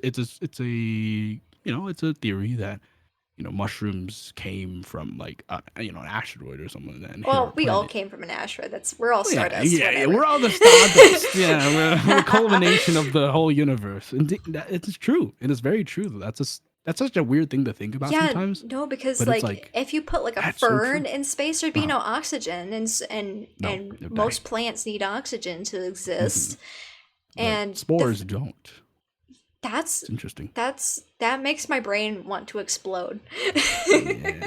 So aliens, they are the aliens. We are eating aliens. Come here, Shintaki. I think Chop, chop, chop. the existence of aliens is possible because there's no way There's no way that Uh-huh. in the billions and trillions of planets and galaxies that there isn't a planet that's similar enough to Earth to have organic matter. There's no Yeah. fucking way. But do you not believe that there could be intelligent aliens that are I spacefaring? believe it's a possibility. Like I said, everything that I experience, it forms my beliefs, and I have yet to Right. experience an alien, so that's where Fair that enough. lies. I think scientifically, there has to be aliens. There fucking has to be. Scientifically, Come on, it you're makes telling me- sense. Yeah, you're telling me. And also, the government even said so. The government was like, yeah, man, you know. It was under Trump. Trump was like, no more secrets. No more secrets. Area 51 or 81 or whatever the fuck it was. We're releasing the documents. We're letting them know. We're They've been letting here the for a aliens while. That's why you have a amongst space the force. people. You won't know which ones they are because they're disguised. yeah, and that's the thing. I mean, and that's one of those things. It's like, okay, if there was theoretically this intelligent race, they could do so much shit. They could do so many things that we wouldn't even know, you know, but then again, it's like, are you guys not good enough for us to not catch you on our shitty little cameras? You know, see a little Yeah. UFO shoot away. It's like, what the f is that? Yeah, I mean, but no, personally, I believe that there is. It's just that, you know, our ideas of what it is has nothing to do with, you know, what they actually are, probably. Mhm. Like, you know, not a big green alien guy be like, hello, take me to your leader. Take me No, to your not like leader. that. Take me to your leader. Yeah, they just come down with like Yeah, a I rave. feel like everyone's sneaky, but you're telling me you're sneaky enough that you haven't been caught on a single camera Or a before? satellite, Yeah, even Right. that are buddy. already in Yeah, space. yeah, exactly. Yeah, exactly. sure, buddy. Unless they're like nullify their, you know, hack into our systems and like take away the footage that gets captured. I don't fucking know. You know, crazy shit. If you're watching this and you are a diehard believer in aliens, come join my podcast. Let's talk about it. Let's talk about it. Aliens. Aliens. Anyway, what I was originally going to talk about before we started talking about aliens. Fair enough. Fair enough. Get back to topic. One more thing before we change off. Okay. To aliens. Yeah, for sure. Uh-huh. One more thing. Ironically enough, I believe that there is maybe like another kind of form of life in space, maybe. Mhm. I don't believe they're aliens though. What do you mean? I believe that they have to be some kind of form of something that's already here. Cause do you not see all them animals that be looking extraterrestrial? Yeah, I see what you mean. Like jellyfish, they're not from here. They're Most not sea from creatures here. are Hey, jellyfish are Don't good. care to what eat, you though. tell I like me. eating jellyfish. I don't know. Delicious. I don't care what you tell me. They're not from here. Mm. You know that really on the news, a jellyfish made it on the news. Not just one, but I mean like a species because they're really, really, really old, and I almost guarantee you, if we go out into space, we're gonna find one of those little things floating around. right. This Not is a little convinced me Metroid. otherwise. It's literally You Metroid cannot- for It's just gonna fucking be like. Yeah, no, you cannot convince me otherwise. You just can't. You know what? I mean, they are very, very alien compared to like, you know, other creatures of the sea. So Yeah. Mhm. yeah. Same with octopi. Like octopus, like what are they called? Ah, fuck. The scientific term that covers all of them with like cuttlefish and squid. What are they called? Fuck. Ah, hold up. Let me pull it up. Yeah, I wish I could tell you. Squid The sea blobs. family. Okay, hold up. Why The do we a word that no hyperventilating one here is can funny as pronounce? fuck. It's a cephalopod. Cephalopod. That's right. Cephalopod. So this, Okay, yeah. something that they, you know, are super alien because like they're one of the only ones that can really like utilize camouflage. Like camouflage is a big thing. You know, like you don't really see them doing a solid snake, you know, right on the ground, just like, you know, turn into the ground. Like Yeah. that isn't really like unless you're a chameleon, and those are like two things So that are like, hey man, chameleons don't actually camouflage. They change color based on how they feel. that's true, isn't it? Wait, but don't they also like can't they also like see that they're on a branch and they just turn to like the branch color? I thought they No. changed color too. Wait, what? Really? Yeah, it's a Wait, myth. they don't. Wait, what? You're blowing my All brains out, lady. What's All happening? those they're- recordings, they're all more- of those recordings of those people camouflaging, they were just like nervous, so they turned green with the leaf. Yeah, pretty Huh? much. Bro, what? What? It does serve as Damn, like a Disney survival fucked us mechanism. up with Tangled. Yeah. And kids' books and shit like that. Yeah. Right. Damn. But Oh. yeah. So cephalopods. Yeah. Aliens. All right. Okay. Well, let's get back on topic. Yeah. Honestly, this is only the second episode, but I can tell from like even from last episode, this episode, and so on. There's gonna be so many off-topic bullshits that are going to happen, and I'm totally chill with it. Anyway, after you guys talked about kind of your personal beliefs and origins and things like that, I grew up atheist. So it's a common theme in people who are religious, especially those of Christian and Catholic sectors. I don't know why I thought you were gonna say that are Canadian. I was like, oh wow, you guys are all like atheists. We're all atheists. No. Yeah, we don't believe in God. We like maple syrup. We're not Irish. What the fuck? Oh, that's true. That's the Irish accent. Oh, I came off the wrong boat. Oh, fucking hell. But kind of like how we see like a lot of the times in Christianity and Catholicism is fear-mongering towards people who don't believe in God or are of faith of another religion. It's like, oh, because they don't believe in our religion, they're going to go to hell. And then they don't talk to an atheist person. Basically, the opposite happened in my upbringing, where church was very fear-mongered. Religious people were very fear-mongered in my mind, very culty, very scary in my upbringing. Like, my mom tells us, like parents very much like stay away from those people. like, no, they weren't like stay away from those people. They're just like, be careful around religion, because some religious people, because like my mom grew up in the era where like it was very stereotypical for like a priest to be a pedo and things like that. Ah, yeah. But anyway, my mom tells a story all the time, a little bit off topic, but she tells a story all the times when I answered the door without my mom's permission when I was like 5, and it was a Jehovah's Witness, and they were trying to say like, you know, if you don't come to our Jehovah's Witness church, you're going to go to hell. And me, 5-year-old, I was like, huh? And by the way, I don't remember any of this. This is just what my mom says. And then my mom was like, you know, like, get lost, like, shoo the Jehovah's Witness away. But yeah, just I had that kind of upbringing with religion and stuff, like, and like I didn't really have any specific fear or hate towards religion. You know, I had religious friends throughout life, and you know, I've never really given a shit. But lots of interesting stories around that. But so basically, what kind of erupted my spiritual awakening, as they call it,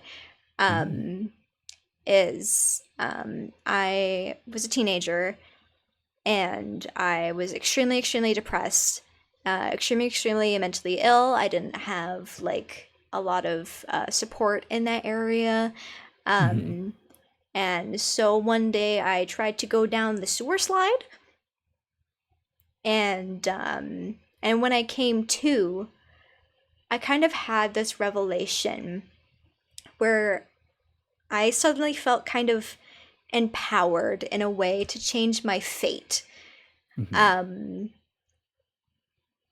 And kind of looking, I didn't feel like this then, but kind of looking back to it, it was kind of like I was meant to fulfill a purpose of some kind. Like, I don't believe super hardcore in destiny and purpose and all of that, but I do believe we were meant to experience, and I wanted to craft that experience to what I felt was fit for me.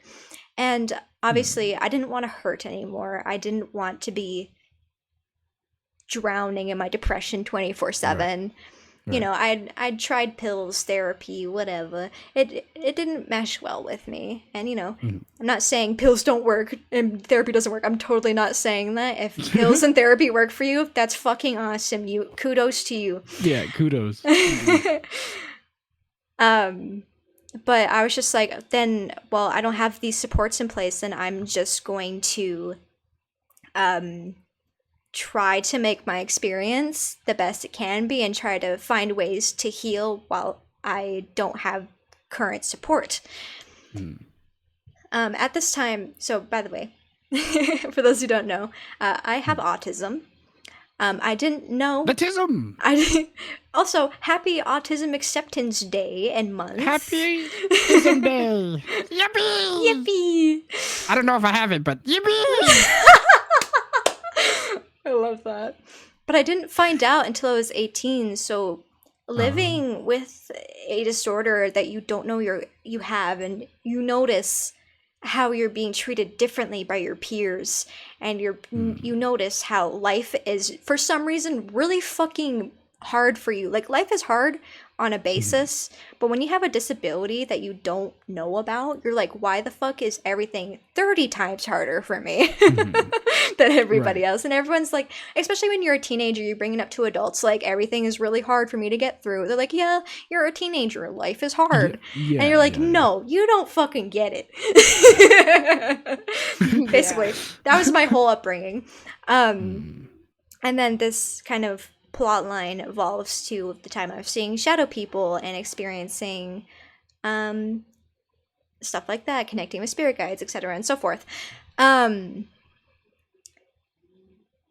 I'm getting ahead of myself. One step at a time. My ADHD brain cannot tell a story in a straight line to save my life. Oh my god, same. I thought you guys would have noticed by now. I did like 5 side quests trying to tell you guys the balloon story. Yeah.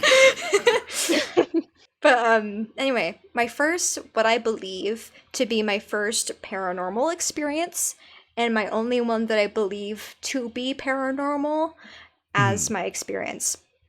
So, I was around 12 or 13 years old, and I was always like superstitious. I wanted to believe in ghosts. I wanted to believe in the supernatural and all those things. I used to watch Ghost Hunters, if you guys know that show.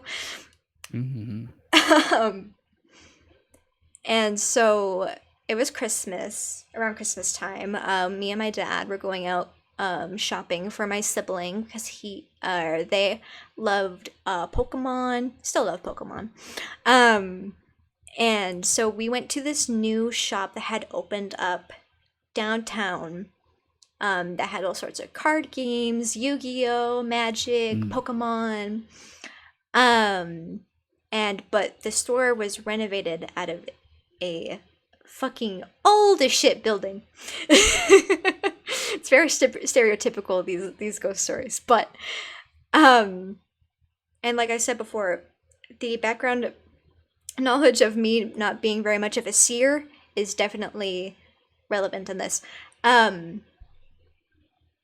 So we go into the store, and on a basis everything is chill. It's like a card shop / cafe, so people are sitting at tables eating and playing their card games and geeking out, you know, having a gale time. And at the time, card games like this didn't really interest me. I did get into Magic the Gathering really hardcore later on, but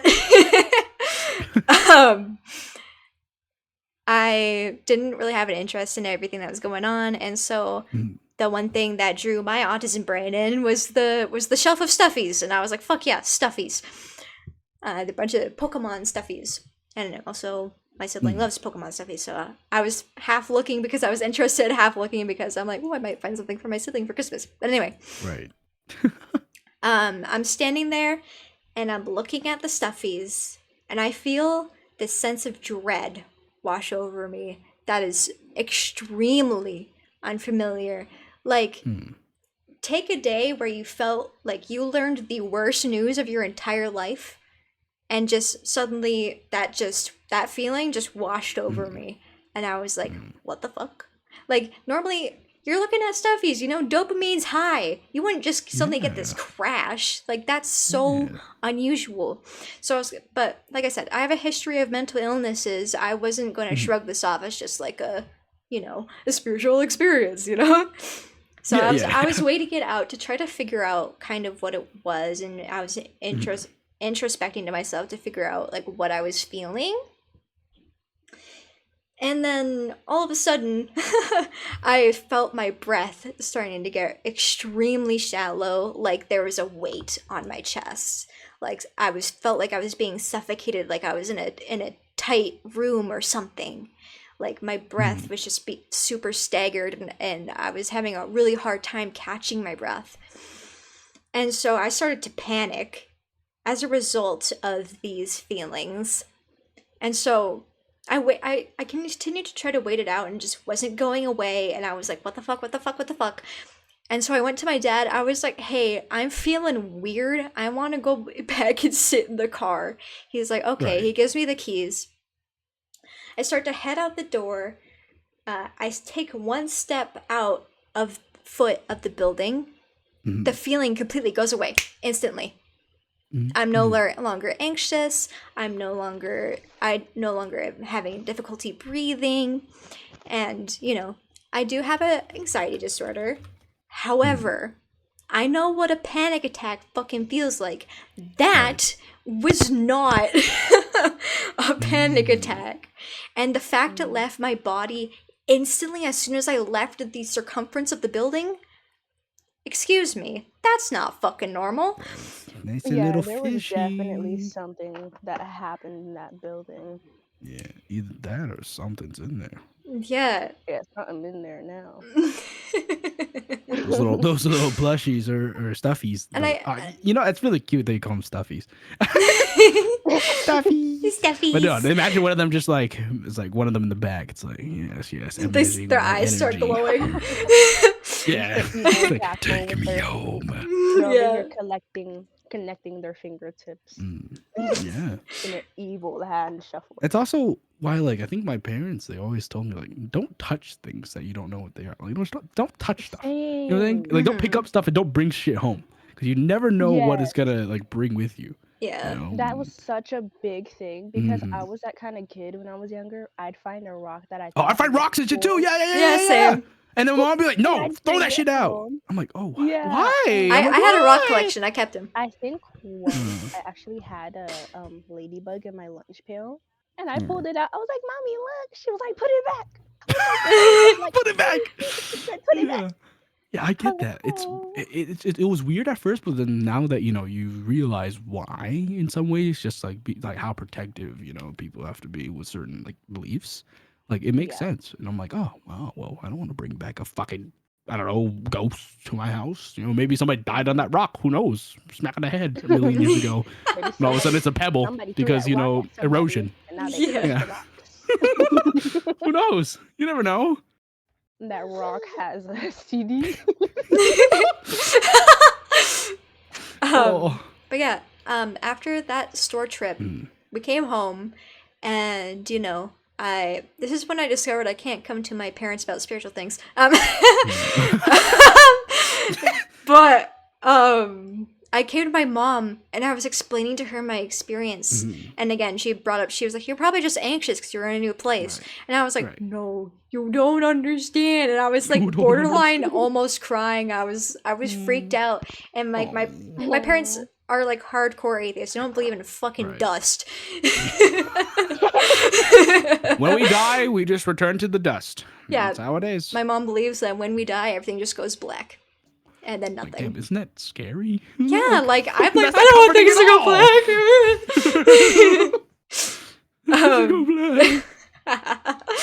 But yeah, and that was kind of my first and only significant paranormal experience. I don't really equivalate spiritual, like connecting with spiritual entities, gods, deities, earth spirits, etc.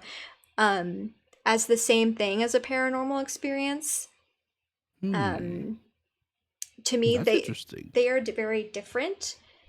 it very much revolves around my beliefs on the two subjects. Because again, like I said, I'm still not sure if I believe in ghosts or how I believe ghosts exist.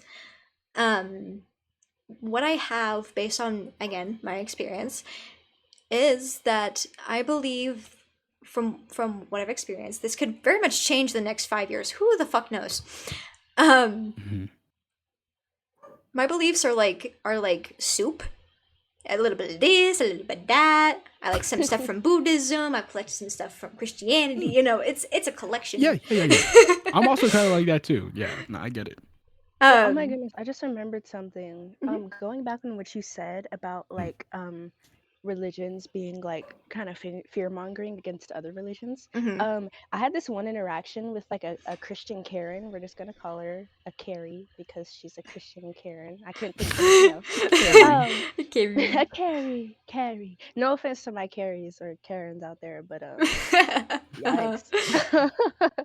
But what happened was we were having a conversation and suddenly the conversation switched to religion and she was like, oh yeah, like something, our Lord and Savior Jesus Christ. So I'm sitting here like, Yeah, oh no, I'm not Christian.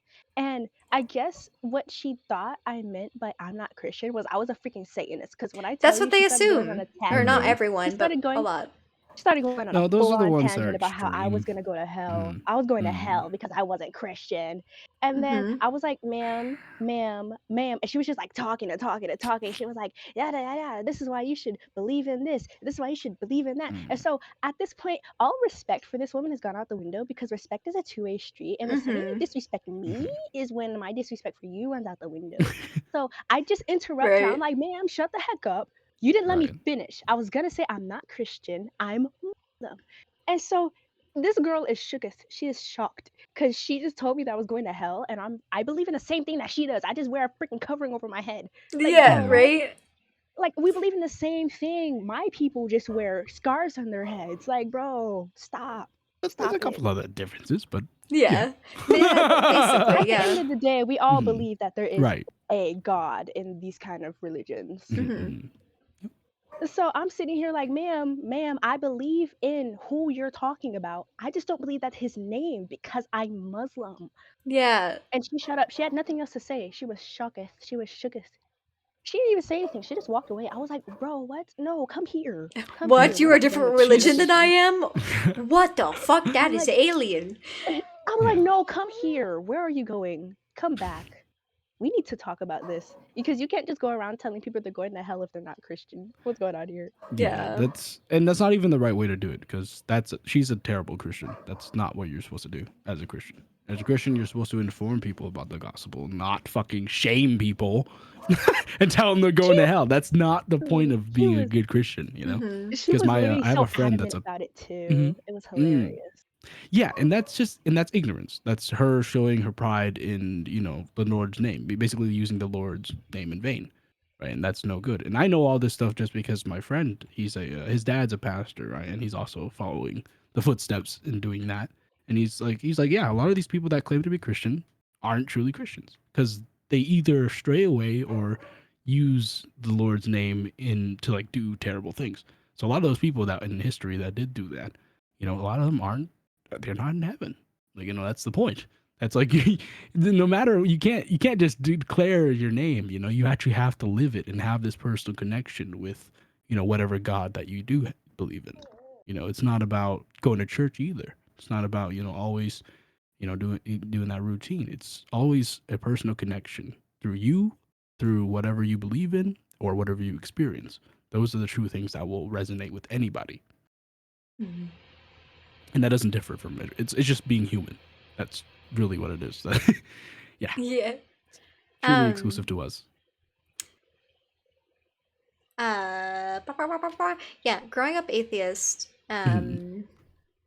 and then there's what I find is there are several words that could describe what I believe, but my my beliefs are so soup that it doesn't quite meet the mark. But what I self-identify as now is a polytheist pagan. Mm. I also believe in things of animism. I think that's the basis of it that I could explain easily. So what you're telling me is that you're a witch. I am. We just talked about this. I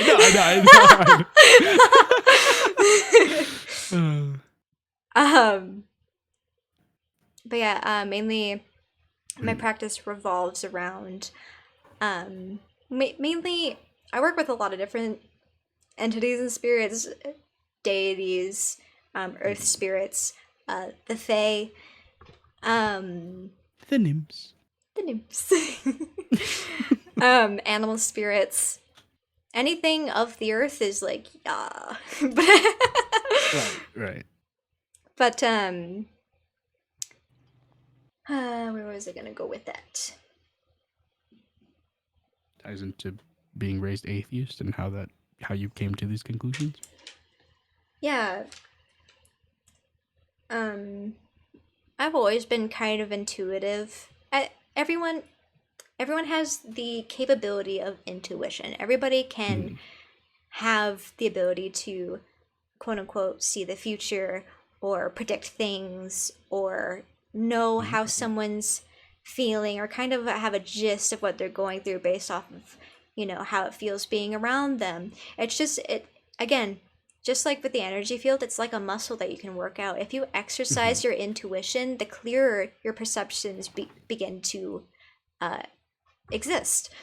Right. And that's kind of the main trajectory point around my entire spiritual experience, because I began to be more aware of how energy exists and how other entities kind of show up. And there's a reason that I always say that, it's everyone has a right in their beliefs because it's their perspective that forms it. And even when we're talking about entities like angels and gods, whenever they're depicted in art and how people describe them, they're always humanoid in some sort of aspect. Right. And it's like that because that's the way that we perceive, and that's the way we can best explain how it looks to us or the energy of that being. There's always those. It doesn't matter what culture you're looking at, whether it's Hindu, Greek, Norse, Islamic, whatever. Everyone has those perceptions of those beings. I'll be honest though. One of these things that I do believe that's not included. Scientologists! Get the fuck out of here! That's a cult. That's literally a cult. They take your money. They take your money. They don't give a fuck about you. Come on, man. Yeah, one thing I find hysterically hilarious is when scientists are over here like, oh, well, I don't believe that there's an Allah. Who is this Allah we are hearing about? And so they're like clacking on their computer and doing a research, and then they're like, there is no God, and we're like, shut up. Here's the thing: a lot of the early scientists were Christians. They were God-fearing people that were just trying to figure out the meanings, like the ways of God, right? Like, just basically, that's what it because is. you don't experience God or spirituality doesn't mean it ceases to exist.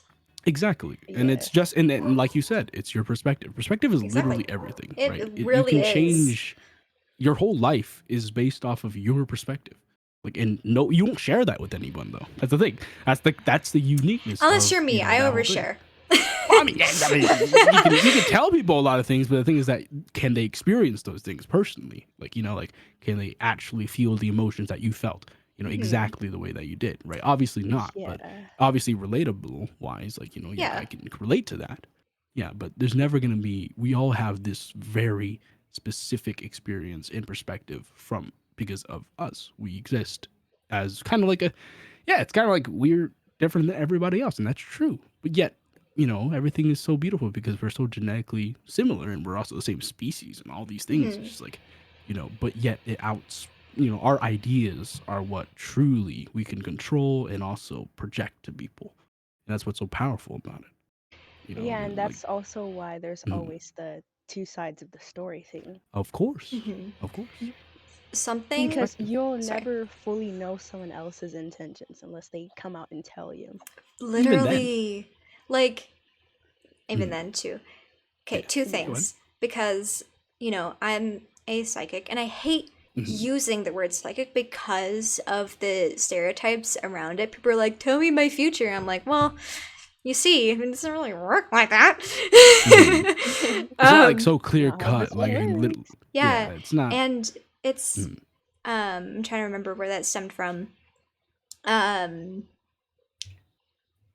Like the whole thing of like knowing everything and things like that. It's not like Mhm. that. We can get perceptions, and like even if I'm doing like a reading for someone and they're like, tell me everything, blah blah blah, it's like I can't go into that depth, and even if I did, because of the way our perceptions are different, how I perceive it could be inaccurate to your experience, Mm. right?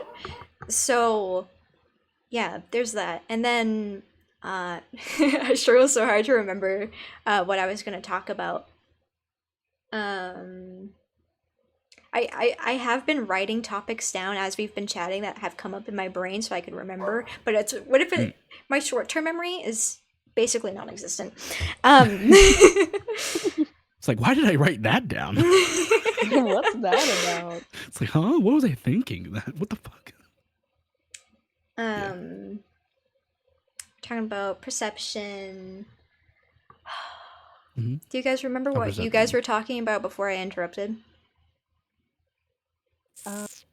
Perception's everything. Yeah, Perception's yeah. That was everything. pretty much what it was. Just perspective Yeah. is like the dictation of all things that you experience and other people experience. I did mention intentions. If that Intentions. Maybe helps. that. Ooh, yes. Okay, thank you. That actually helped. So there is a very controversial side to my beliefs, and Mm. I'm not necessarily shy about it, but I'm not so necessarily super talky Let it rip. about it. I am going to let it rip. So, and I've talked to it about it before. Funny, because especially within the last year or two, I used to play Roblox a lot, and I would go onto neighbors, like it's like a chat room where you just like meet with random strangers, and I put in my bio that I'm like a tarot reader, and then I've had some really interesting conversations with people because of it. Most of which are people who are atheists, non-believers, or people who believe that tarot is evil and stuff like that. One of the most controversial takes that I've spoken upon with someone on that subject is my belief in morals and heaven and hell and things of that nature. I personally do not believe in the heaven and hell thing. But in my personal beliefs, and this is very, very, very attached to my personal morals and my sense of being, my purpose, so to speak. But I believe that every single individual is deserving of compassion. And when I say every single individual, I fucking mean that.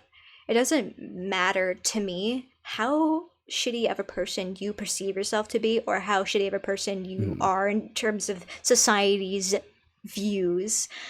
You know what you sound like right now? You sound like our Lord and Savior Jesus Christ. He spat some real shit, dude. I mean, despite whatever you think about his religion and whatnot, but he himself, dude, he said some real wise stuff.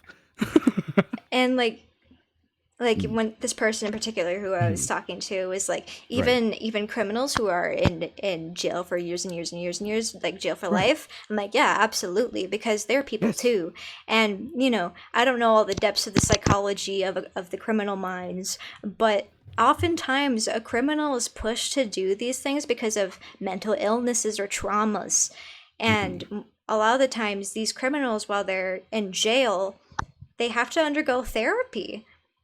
And that's the aspect of compassion that I'm talking about, because it's not like everybody is human, and just because a person is like a psychotic murderer doesn't mean that they deserve to be alone and rot in jail. that person wants hugs too. Like, that person wants to feel loved. And I believe that's something everybody deserves. And I've had talks with people who are not criminals, but have suffered mental illnesses, great traumas, and, a vast majority of them suffer from really low self-esteem, so much to the point that they feel guilt for existing. That's And no, we can agree that that's not a good place, and no. yeah, Yeah, I do have one thing to add to that, though. Mhm.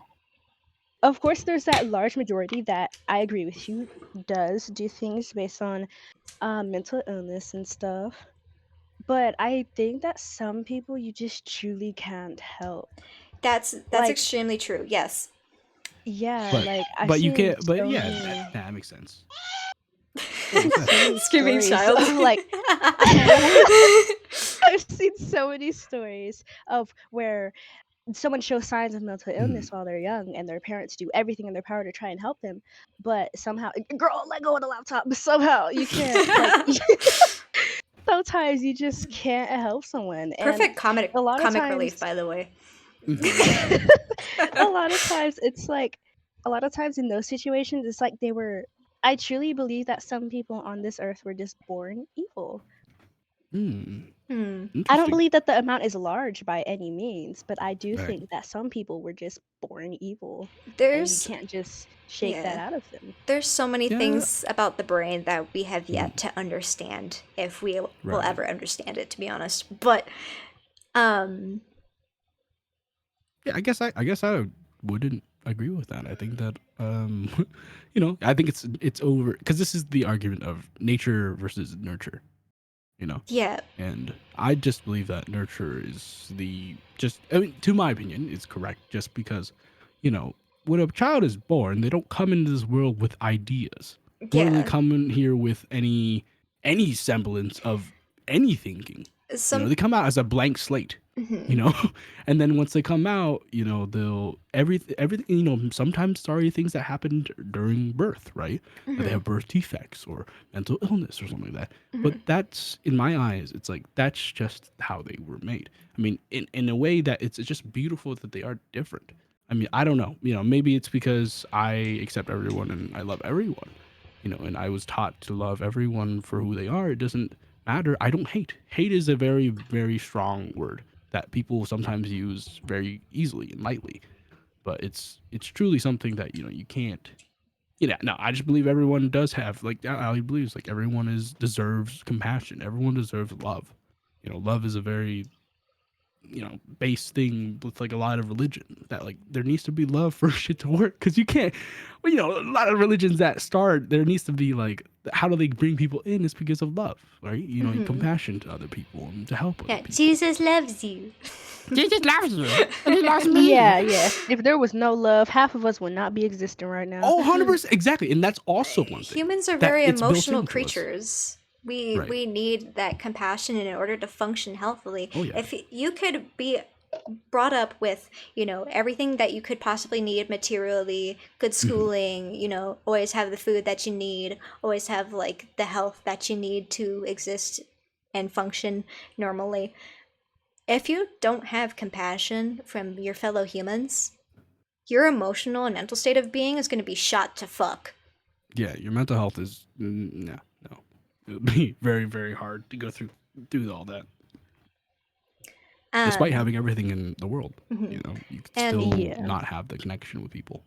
And on the perspective of the belief of the fact that people can be born evil, there are some people who believe that through past lives there can be people who have built such a strong ideology around these human perceivable morals that are wrong, and they believe that those people can reincarnate in order for karmic stuff. In terms of my personal belief on that, I'm unsure. I'm unlabeled on the whole reincarnation. I think it has a very strong possibility of it being legit because there's so many overlaps to my beliefs because I always question myself, and that's kind of why my beliefs have gotten to this point, and again, why I've also started this podcast, because I want to learn more, and I want to develop myself through others and through other stories and experiences, to then also look back on my experiences and how I can relate to that and all sorts of shit like that. And I think, because every time I say I believe in something, my brain goes, but what if? And that's the philosopher in me. Because I also believe in science. Because I believe you kind of have to. Yeah. I well, not necessarily, but anyway. I mean, yeah, but still, it's like, I mean, if it's proven and everything, it's like, hey, man, it's like, you're gonna believe that bacteria that's is not real? That's the duality to it, though, because a person that believes that doesn't believe in science and bacteria and stuff like that, that's their belief. Again, that is true, though. But it's also so it's interesting just what they because believe. it's like, from my perspective, right? It's like, whoa, like, if you didn't believe in science in general, science isn't inherently something that will disprove things. Yeah. That's not what it does. Proof science to one person like could mean not gravity. jack shit to another. Yeah, like gravity is a very, inertia and stuff like that. Like, that's very, like, yeah, you could experience it. Like, are you going to not believe that, all of a sudden you drop something, it's going to flow in the air? Like, no, you know what I'm saying? Like, it's kind of like science is, it's a way to describe, like, even in a religious standpoint, right? It's a way to describe the way of how, God has, or whatever you believe in, made everything. Like, there's a certain property to everything. Gravity's a property, like, in the sun also, like, it's just so many things that can add in and that just make you, that you kind of have to just, you have to understand science. Yeah, you don't have to believe that they're completely correct. I get that. But it's also like, that's one of those things where I'm like, I wouldn't understand how you couldn't believe into like scientific things. That's where I would be like, yeah, that's like being like, oh, COVID doesn't. Yeah. Hospital. A respirator. Oh yeah, no. See, like that stuff, that's insane. That's like, come on. It's so interesting because people who believe in science could look at a person who doesn't believe in science and be like, that person's crazy. But then a person who doesn't believe in science can look at a person that believes in science is like, that person's crazy. Call them crazy. Exactly. Yeah. It's all about perspective too. That's really what it comes down to. But yet again, it's like, I don't know. My perspective is that, it's kind of everywhere. It's kind of observable to like every human. So it's like, it would be kind of awkward to say, it would be more proper to say like, I don't believe in certain parts of science. Like certain sciences that I don't believe in. That makes sense. But you can't say science in general, because science in general is literally everything. You wave your hand around, there's science in that. Well, you can say the same thing about God, There's God in your fingertips. There's God in the leaves, Right, exactly, everywhere. It's there's so much duality to our human perception that it's insane. Literally, you could say one thing is fact, and then another perspective teaches you that thing is not in fact. Right. But then there's another perspective that's like, both are fact. And then it's another perspective is like, actually neither are fact. And it goes on and so forth, and it's never ending. And I can talk for forever about this because there's so much duality. And because one thing we can agree on, the earth is round. Not necessarily. It's not a circle. That's the thing. It's an oval. It's oval. It's not a complete full circle. Listen. It's not a... I know how we're getting into this. We're getting into this. Come on. The rubbing Here of we the go, hands. boys. I am not a flat earther. I believe the earth is round. However, I believe in the perspective of a person who is a flat earther, that in their perception, it is true that the earth is flat. Yeah, but that's the thing, though. We're talking about objective facts, though. You can't have, like, the thing about opinions is that it's the like whole thing, Gremmy. Nothing is real. I know nothing's real, but it's like, our version of it is more real than theirs. Okay, we have but proof. like, okay, listen. Linda, listen. Science. Linda, listen. Anyone can say. Listen. Anyone can say that a cat's a dog. Do we have But that to doesn't make believe it a fact. them? No. Personally, my perspective on other people's thoughts, I do not care. As long as you don't plan on killing anyone, go ahead. I don't care if World you think the earth is domination. flat. As long as you're not planning. Yeah, as long as you're As not long as harming you don't intend on anyone. harming Right, anyone, right, then right. fine, you do you, boo. I don't care. Congratulations on your flat earth discovery. We could go around and around on duality and perceivable Yes. truths for fucking ever That's true. because it's That's true. endless. That's true. And that was just a small snippet, guys, of how endless it can become and how because when we start talking about things that are endless, our brains start to get panicked because we start to It's too realize much. how much we don't actually understand at the fuck all. But anyhow, on that topic, kind of, we're talking about shit. No, I'm losing it. No. We were talking about Lynn those said perspectives, then something. intense, the intentions of people. How does that factor into like? It's the whole- always something I say. Huh? Yeah, Was it the Yeah, it cats and triggers dogs thought thing? in me. Is it that Speak you more. can say a cat's a dog, but it doesn't make it true? Yeah, so we were talking about philosophy. Hmm. Even that's a Rip. big umbrella. Dude, Yeah, yeah. that's a huge umbrella. That ain't even an umbrella no more. That's a dome. I was talking about In a how that was a snippet of how endless it can be. Mhm. Our brains start Um, freaking out when we our realize brains how much start we don't freaking know. out. Come on, you got it. I believe in you. Dude, I have a headache. I'm thinking so Oh hard. no! But there's steam coming out of my head. Her brain cells are running away. It's true. She's simmering her brain cells. Oh no. And yeah, that's the one thing in Mhm. philosophy, theology, spiritualism, beliefs that always turns my brain into a typhoon because of how endless it actually is. Yeah, I used to fixate on that type of stuff back when I was like a teenager. Now I'm more of just like live Emo life, Gremmy. like just.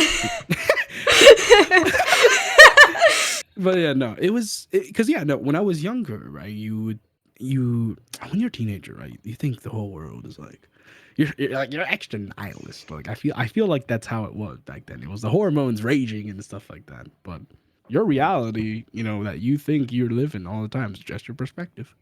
Yeah, That's a crazy thing to think there's about so too. many theories. Like the one that makes me giggle is like secretly we're actually all in The Sims, but we don't realize we're all in The Sims, and there's just someone playing as a That I play Sims The right Sims? now. This is horrifying. The fact that I play The Sims is horrifying. I played The Sims like my whole life too. Like, I this demand you literal retract world that could be- statement. Yeah, this could be a no. Literally, scientifically, they say that it's probable that we are in a simulation. Like, legitimately, I no, that's I a can't. fucking I no, because I can't be in The Sims playing The Sims. No, no, no. Because You are the no. when Sims. you're playing The Sims, no. depending on the game, you can also play The Sims as your sim character while you're playing The Sims. No. Oh, that's weird. Well, that's scary. Like The Sims can play The Sims on the computer. The fact that I literally just deleted the world that I based off of myself. No, don't tell me that. I'm about to freak out. You I'm just about to destroyed freak That out. a world, yeah, that world that's another universe that happened on another We had an timeline, and now it's apocalypse. gone. No, I'm about to freak out. I demand that you retract that Billions statement and right billions now. of lives I'm about to freak destroyed. out right now. Oh my god. Like we could I'm be a about to thought freak out of right like now. you guys Oh know my anything God. about the what is it called? Like the Cthulhu? What is that whole like mythos? You know, you don't know. It's like what is it called? A sneeze is summoning. No, like Squeeze your brain cells, clench them. What's it called? Hold up. Oh, that's you. Thank you. Bless you. Wait, Cthulhu. And we gotta Squeeze them brain bring cells. a piece of like comedy along with it when we're talking about these things, because if we get too serious and too for deep sure. depth into it, not only can that spark arguments That's that are why I'll harmful. do this voice. Yeah, and then we make not fun only of my can it. that God. spark arguments that are harmful, but also it's true that if you delve way too deep into it, you can drive yourself actually genuinely you crazy. lose yourself. You lose Uh-huh. yourself Oh in yeah, it. absolutely not. I'm already crazy enough. Same. Crazy. Yeah, no, like, No, and I don't need to go any crazier. I'm good. so like I'll I guess my pass. point was the Lovecraftian like idea of that, like there are creatures in this, that are so out of our realm of space that we don't even know how to perceive them. Like if you were to visually see them in front of you, you would probably go insane because of what you don't understand. You know, like it's like the idea that there those entities that are just out there that are like benevolent, and or some of them are not too. Like that, one of the theories I think is that we're essentially the dreams of a creature, a gigantic creature, and that if it That's wakes up, cool. As the daydream mystic, everything I will love that destroy. theory. Like everything is gonna like collapse on itself, and that's why there are like things that are like playing like these spiritual horns that are like keeping the beasts asleep. But then if all of a sudden if it wakes up, all of our reality will be turned to like nothing. So that's spooky as hell. I just want to add that in there because it was like it's such an interesting thing in perspective on how to see our reality, and I'm like, that's interesting, but I hope that's not real because Yeah, that'd be yeah. fucked. Let's just hope it's not real. If you guys have seen Bird Box, it's very similar to that. Oh my god, Is yes. that the one Bird where they're Box- like they can't make noise or else they die? Or No, No, It's they the one can't that No, no, they no. see. can't see. They can't look at anything, or else they become like Ooh. possessed or something. I don't know. I never fully It's not that understood that They like movie. kill themselves. Yeah, Yeah, it's not they that try to they kill become themselves or possessed. into others. It's like that wow. instant craze of madness, which can Yeah, cause people to like Right. unalive themselves, or they can like be Yeah. violent. There was also some of the people in Bird Box where they'd get all like kind of culty, and they'd be like try to make other people look at the being because Yeah, they yeah. survived. Yes. It's probably, and it's also like it could have been that like the creatures that overload you with knowledge. Essentially, it's like the knowledge of the universe. If you take it in too fast, you go insane and you Yeah. just kill yourself. Yeah. But then if you're Actually, I able to never thought about it withstand that it, way. then you're like, you need to see the light. You need to see the truth of things. And You some know people can't what? handle it, and majority of the people cannot handle it. So the people in that film that did survive are probably like the quote unquote enlightened ones, the ones that That actually makes a literally lot of sense. understand the whole entire universe. But it was so, it's such a crazy thing to take in such a short amount of time. Yeah, from the way that they depicted it in that movie in particular, it did seem malevolent. So Right. Yeah, I feel like they That's the were thing. doing something What else. if malevolence like they're to like, us join me in death. is nothing to them? It's like it's like bipartisan. Like they don't see that as benevolent at all. That's a weird thing too. that's the whole thing about the human Perspective. experience versus universal knowledge, because we need to take into account that our human perception is important and the thing that should Right. drive us, especially living in the human experience. I was gonna go off of something off of that. Backtrack. We were talking about benevolent. Benevolence. Um, And the overloading of knowledge and Overloading how of universal knowledge. knowledge versus just human perspective, experience. yeah, it's basically the baseline of why living in the present is important. Like, having certain spiritual knowledge, I'd argue personally, is important, and having beliefs, whether that's your atheist or whatever.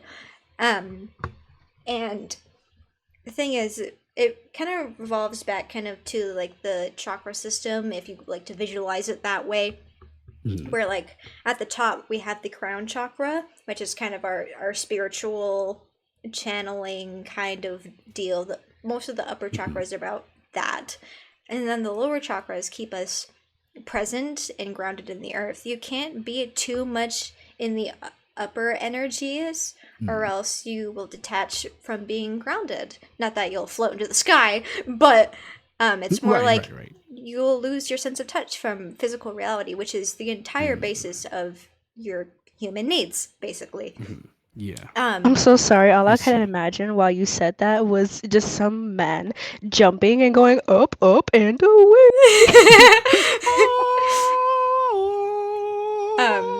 But in the same factor, you can't cut off that part completely, or else, first of all, you wouldn't be able to learn.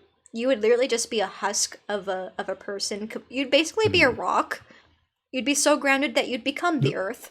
No, I'm just a walk.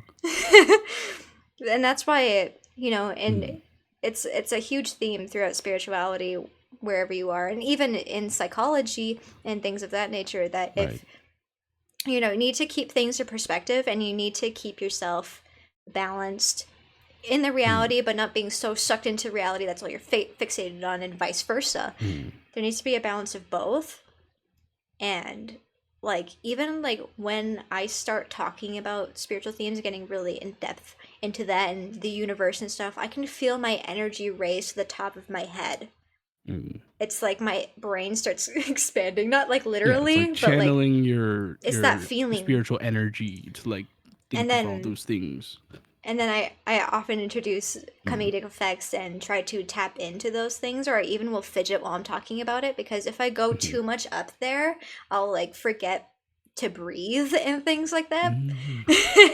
So it's very important, again, that we remain open to both, because it can still be in that higher perspective without necessarily thinking of or being of spirituality or religion. It's our knowledge center. That makes sense. Yeah, I thought I was the only one that just had to remind myself to breathe sometimes. Yes, I'll be telling a we'll really be in-depth too much story, in and then I'll be thought. gasping for air. I'll be like, Yep.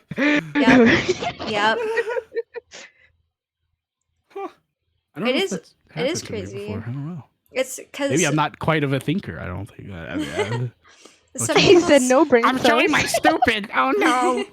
He said no It's brain not that cells you're up here. stupid. I believe that how there's they say there's different kinds of smarts. I think that's the same thing when it comes to our energy centers. Again, using chakras as an example again, because some people, they are more in touch with certain chakras than others, and it can shift throughout life, and it can be changed and whatever throughout your experiences and through what you're open to connecting with and things like that.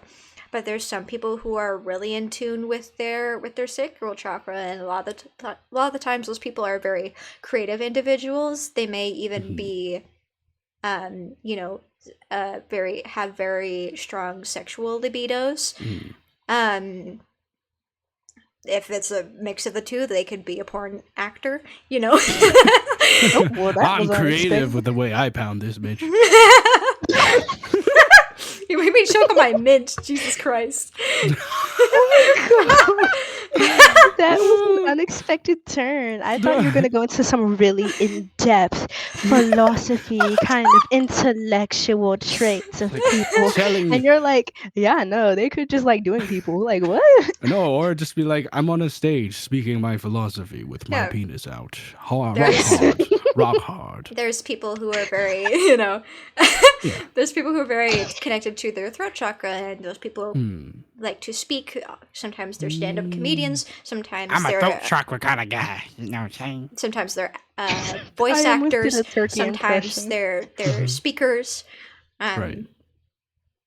So in a way, wouldn't you agree with that thinking? Wouldn't that also come with that? Some people are just, kind of like the whole destiny thing, right? You're made to do something. There's so many ways to one. quote unquote. Sorry. To embrace, Yeah. There's so many ways to quote unquote determine purpose and destiny. There's numerology with life path and destiny numbers. There's like Lynn said about the animal facial structure or face reading. There's astrology, and there's so many more that I couldn't even bear to list.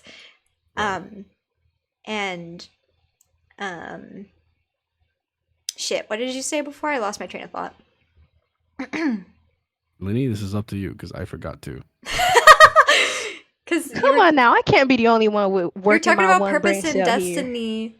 Here. Oh, destiny. That's right. Oh yeah. You come on now, you guys. We gotta use some collective brain We gotta power connect here. all of our singular brain cells together to create three. You guys are putting pressure on me. I can't take No, the pressure. don't feel pressure. No. It's okay. Under pressure. Push it down on me. Push it down on We you. were talking about Oh, Uh, wait, I get it. I got it. Oh, You said you said that some people oh my goodness, hold on. Wait. retrieve You it. said some people are just some people, like, you were talking about different chakras and stuff like mm, that. Hmm. And then he asked if Oh, what happened? He asked yeah, about wouldn't that if it's just like a tie destiny into? thing. Mhm. yeah. I mean, there's so many ways that it can be viewed and so many perspectives that can be put on it. Even if I could try to explain my own perspective on it, there's so many layers to it that I also believe in But outside we can of. agree that they're all unique to you, though, Yeah, to each person. definitely. They're Like all it could unique. So be that's why it's like the something. idea, it could be destiny, because like it's so unique to everyone that everyone has a purpose, in a way, I but hear not a woof in obviously. the distance. Woof woof. Yes, he's woof woofing. But in a way, it's like obviously it doesn't even have to be tied into like religious aspect. It's just like, Yeah. you have something that other people don't. So therefore, Yeah, you're like your own person. everyone has their own unique skills and things that Mm, there's things that in so many people's lives where like they don't like have a past experience of mm. being good at a thing, and then they randomly like try the thing one day and they're like, oh my god, That's me. this is I'm so good at this thing, like this is my thing now. Yeah, Right, no, I right. have to be one of those people with the throat chakra or something, because my Mm-hmm. mama told me before I could even form sentences, I would come in there and start ranting nonstop. And then, okay, and then, okay, and It's like, girl, I don't know what okay. you talking And she about. even, it's so funny because she recorded a video. I so wish Oh. I could show you guys, but I don't have the video right now. I think Mm. she has it. But she recorded a video. She was on the toilet, and I just walk in. You just see little me walk in, and I'm like, eh, nah, nah, nah, nah, nah. And then my mom's like, "You mad?" I'm like, "Yeah." You And man. she's like, and so she's like, "Tell me what happened." I said, "Nah, nah, nah, nah. Okay." And yeah, nah, nah, nah, nah. Okay. That's so cute. Oh my And then god. at the end, I forgot what I said. I said some curse word. I thought I said, like, at the end when I was walking out, like, little me was like something like shit. I forgot what I said, but it was so Shit. funny. Shit. It was so freaking funny. I have to be one of Oh, those talkers or something, because ever since right. then I just can't shut up. Like, I couldn't even formulate words, and I'd be having whole conversations and rants to my mother, and she's just sitting there not understanding a word but being like, "Oh, okay. Oh, okay." It's very That's similar hilarious. in terms of astrology too. Like some Mm, people may not super duper relate to their sun sign, but they relate to mm. their rising or their Mercury or some fucking bullshit like that. Like I I don't even know what that is. yeah, Whoa. Me so neither. okay, let me try Whoa. to cuz okay, personally Oh, I'm not super experienced in astrology. I'm not like an mm, astrology wizard or anything like that. But I know the right, right. basis. Um and basically it's called a natal chart, and um, what Mm, makes up your natal chart, it's basically a cosmic kind of board that shows each planet and their positions and degrees from the day you were born. mm, And each degree of a planet determines what zodiac sign they're in. So, depending on the position of each planet of where you were born, depends on the zodiac signs that those planets mm, fall under, which depicts different aspects of you. Um, Okay. so for me, like I do, cause I'm a Virgo. I'm a Virgo sun, and I mm. do relate to a lot of aspects of Virgo, but I feel a little bit spicier than a normal Virgo. I'm Aquarius Aqua, baby. My Oh, zodiac Aquarius. neighbor. I am a Libra. Oh, Yeah. nice. So, oh my god. So we got Libras and Aquariuses both are um on different levels and in different areas, but are also known for their expansive ideas and ideologies. Ooh, I fair. think big. So it makes a lot of sense as to why you guys are here. Right, right. Indubitably. Indubitably. Indubitably. So Indubitably. I Mm, personally more relate to my moon and rising sign. I have a moon in Sagittarius, which is like the free spirit um of the zodiacs, and then mm, my rising is in Libra, which is, you know, still kind of a spiritual aspect to it, but it's like a lot about harmony, balance, connecting with mm, others, the earth. and having things be in harmony in our perspective. But then and each planet represents a different aspect of the self. So like the moon is like the emotions and the mental kind of aspect. The rising is kind of how others perceive you. So other people perceive me at first glance or first meeting me as someone who's very grounded, someone who's very organized, someone who's very creative, which is true. I'm But totally then not Googling this right now. no, seriously, go ahead. It's really cool to look up and learn about. A little bit complex But at isn't times. there any like star signs that are like actually not like, because like, most of them are generally like descriptive about, you know, like they're mostly positive light, you know, Mhm. like. But is there any like star signs that's just like, yes, you think of this world as a world to dominate. The stars have aligned you to take over this world. These sheep. I've got to go Yes. ask my mommy what time I was born. Yes and no, because Hmm. okay, so the basis of it is there's no star sign, no planet that's inherently negative.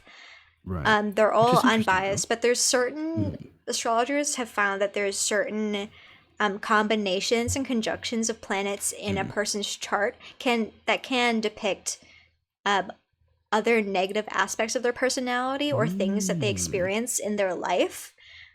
But on a base level, no, there's nothing that's specifically negative. Gotcha. With my moon in Sagittarius being that free spirited energy, basically on an emotional and mental basis, it's just craziness. You know the episode in SpongeBob where his like brain is on fire and all the other SpongeBobs are running around trying to like put out the fire and they're going crazy? That's basically Sagittarius moon. In my eyes anyway. There's lots of like memes and content creators out there who are also astrologers who view these things differently. There's similarities, but again, perspective. Interesting. But that's how I kind of view Sagittarius moon, because there are good things about it, like free spirited. Like I'm very connected to my emotions. I'm a highly emotional person, and I express my emotions very freely. I'm not shy about my emotions. If I'm angry, I'm gonna fucking show you that I'm angry. They call me empath. I If know I'm about happy, everybody. like it's all of my emotions are pretty blatant, obvious. You could say that's also part of my autism, which I also believe is true. But Autism plays a part. Yes, yes. and oh my god, that's another thing about the duality of spirituality, because there's so many things like there's a thing called spiritual bypassing, and it's a negative thing. It's when people use spiritual reasons to excuse things like mental illness or mundane happenings.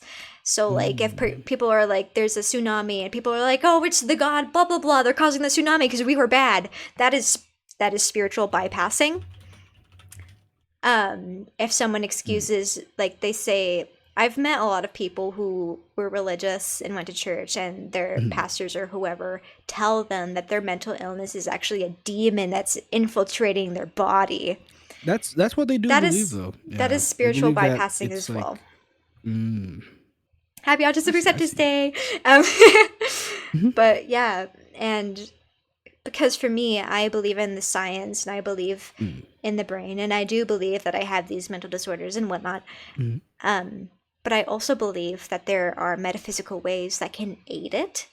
I'm very much a believer in science and medicine and all of that. As much as I am a believer in the metaphysical sciences with crystal healing, energy healing, and things of that nature. Right.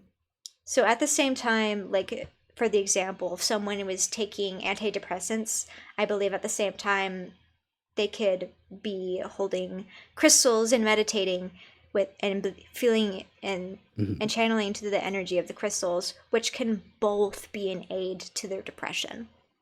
And it's not like if you again with the example of crystal healing, it's not like if you hold a crystal, all of your problems related to that crystal will go away. No. That's not how magic works. That's how media believes magic Nor works. is it the same way like with religion, right? Let's just say like for Christianity, it's like, oh yes, we're gonna dump you into some holy water and you'll be fine afterward. Yeah, It's like, I saw- all of a sudden gone. Like no. I saw a Let me write video. Mhm.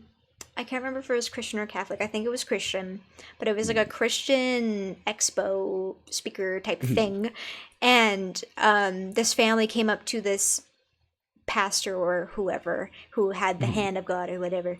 And they came to this pastor. They're like, "Our son has autism. Could you use the Mhm. power of Jesus to get the autism out of him?" And like they had their son in front of them. Right. And she was like, "Yeah, bring your son up on stage." And the son went up on stage. He wasn't like a kid, but he's kind of like a Mhm. teenager-ish age. Yeah. Yeah. And so this dude starts casting down his Jesus powers, and like the Mhm. kid like crumbles to the ground and is like, ah, ah. And Oh god. yeah, like he's on the ground like screaming like he's being fucking exorcised. Oh no. Oh my And gosh. then he's done and everything's quiet, and the man's like, I have cured your autism. And Oh like my god. it's that overlap of I have a story extreme about to that extreme. too. Okay, I'll let you Mhm. get to that as soon as I finish up this. Just give me a Yes. second. Yes. Um, All right. All right. um, Yeah.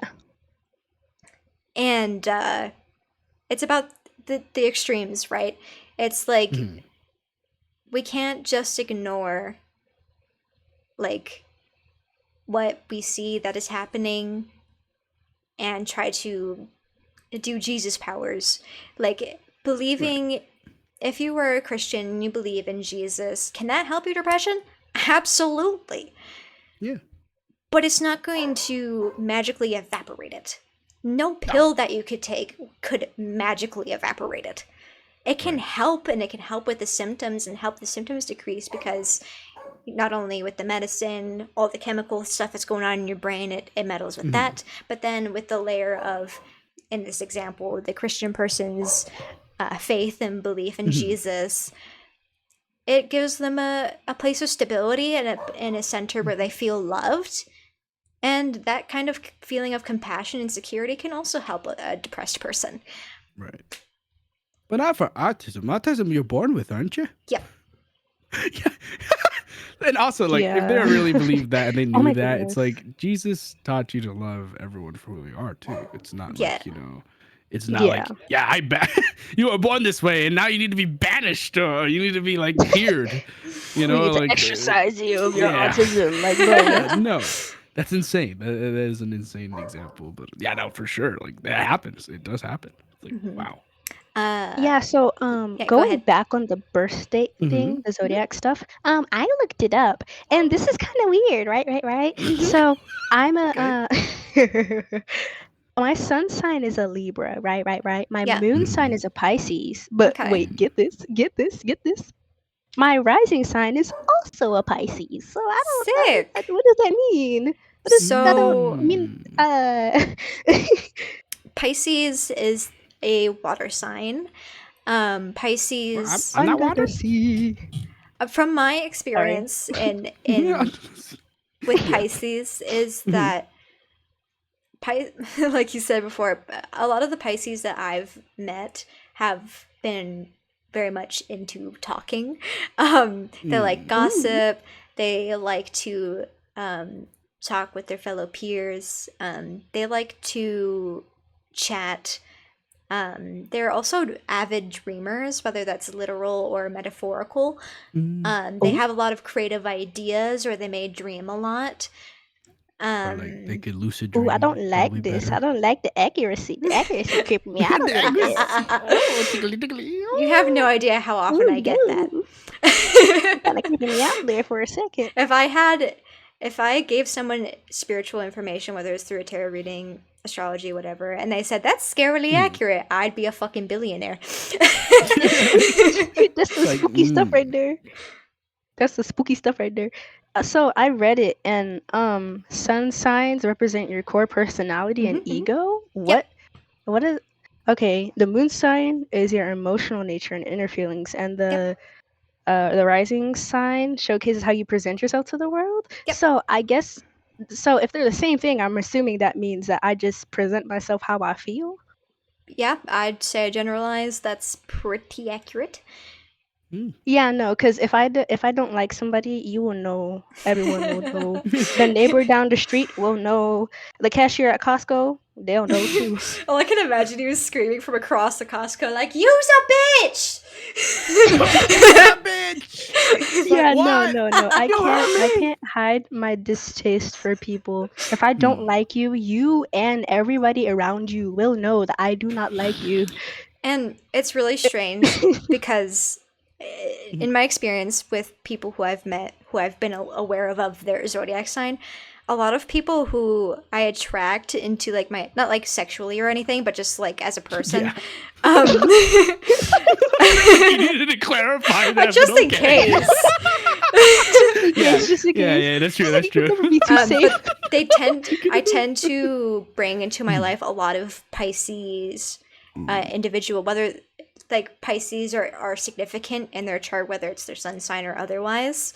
And a lot of people, a lot of those Pisces individuals gravitate to me, and I think it's because of that gossip chatty aspect. Because like my mom's a Pisces rising and she loves to gossip with her girlfriends. But she's a Cancer sun, Virgo moon. And then guess what? My fiance is also a Virgo moon, so that's fucking great for me. But anyway,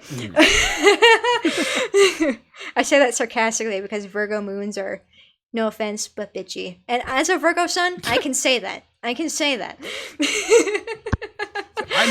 I know. Just I know. I've experienced it. That vibe is in At me least too. you're self-aware. I'm too self-aware. I tell you what. I'll tell you Yeah, what. I felt. But yeah, I don't have much else to say. Yeah. I can yap for decades, so someone stop me. For real. I can yap for honestly, though, hours. we did kind. I think this. I mean, we've kind of covered a lot of like good stuff. I mean, there's a lot of good stuff that we talked about. Yeah. Anything How else? long have we been talking for? Almost Why 3 is hours. the sun retreating? Why is the sun retreating? Yeah, stream has been live for 2 hours and 50 minutes. Oh my god.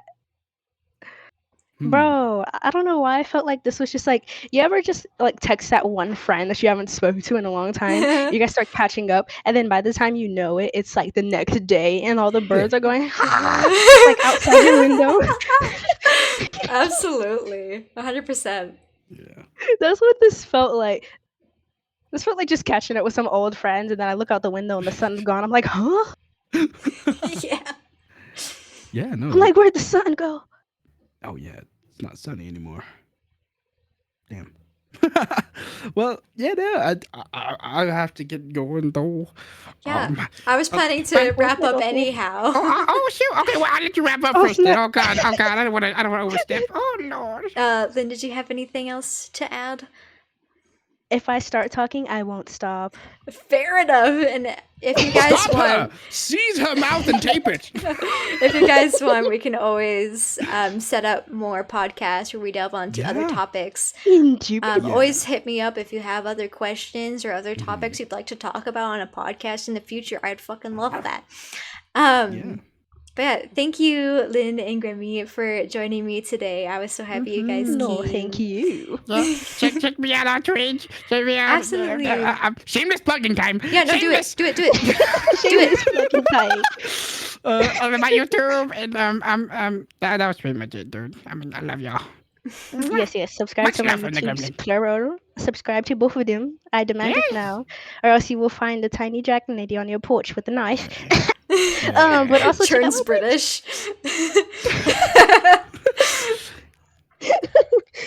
That's all I have to Do say. follow Miss Daydream Mystic. Oh, My thank beautiful you. Ali. Yes, please do follow. Please do Great follow. platform. She I love was- this. she I love was- this.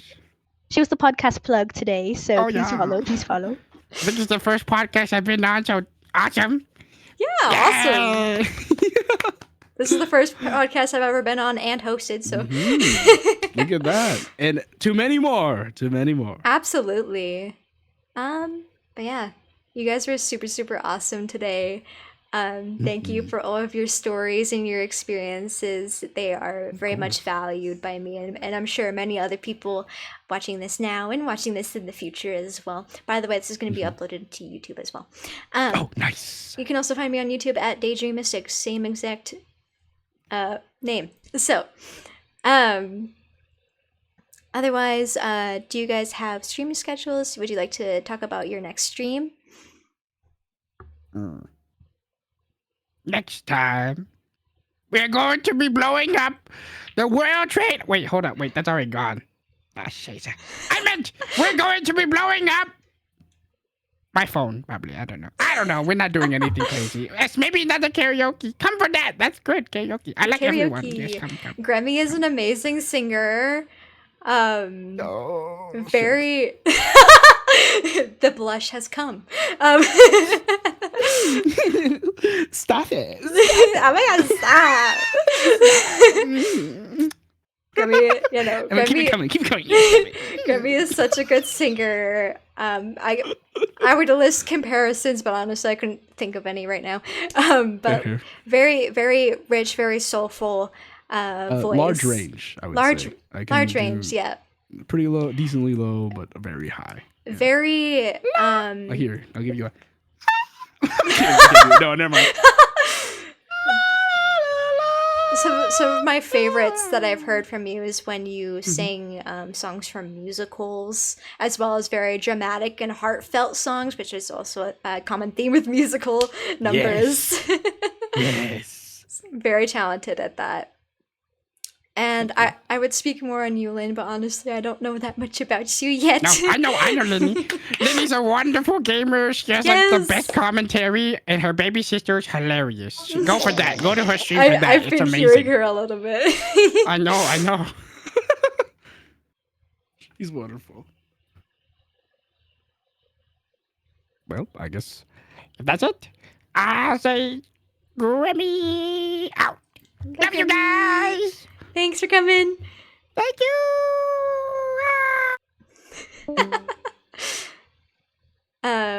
What about you? Alrighty, I shall retreat into my hidey hole. Okay, back into the dragon hole you go. Oh my god. Back to the Bye treasure. bye. Bye. And thanks to all of you guys for joining in on this stream today. We will be back on regular streaming terms tomorrow. Tomorrow I will be doing tarot and possibly a mystery game. Ooh, stay tuned for that. But it's been a while since I streamed a game, so we're going to be doing tarot and gaming tomorrow. And if you'd like to catch more of my podcasts, make sure to follow on Twitch and get those notifications going. And if sometimes you miss the podcasts, don't be afraid. They will always be uploaded to my YouTube, so you can watch. There will be timestamps if you don't give a shit about a subject that we're talking about. You can always skip through, go through your interests, and also, as you can tell, they're usually fairly long because we like to yap, and there's so many things that we can talk about here. And if you yourself would like to be on one of these podcasts and talk about all things spiritual experiences, even if you're an atheist or if you're a Christian or anything in between, if you're a flat earth believer, I want to hear about you and I want to hear your stories and your experiences, because I think we need to normalize and have compassion and acceptance of everyone despite their personal beliefs and experiences. And we need to accept that they're normal, even if they don't seem normal to us, that our brains are so expansive and unique that we need to be respected. Again, I'll see you guys tomorrow for tarot and gaming. And I hope you guys enjoyed today's podcast. If you guys want to support me, you can see below. You can go to my Ko-Fi. My Ko-Fi shop is open for art commissions, VTuber models, custom bracelets, digital downloads of sorts. I'm working on getting some other things up there too. Or if you don't want to purchase anything from me but want to support me anyways, you can always send me a chai latte. Or if you are not in the position or not interested in donating the monies, you can also support me by sharing my socials, liking my stuff, and just being a dreamer. Alright, and I'll see you guys next time. Peace.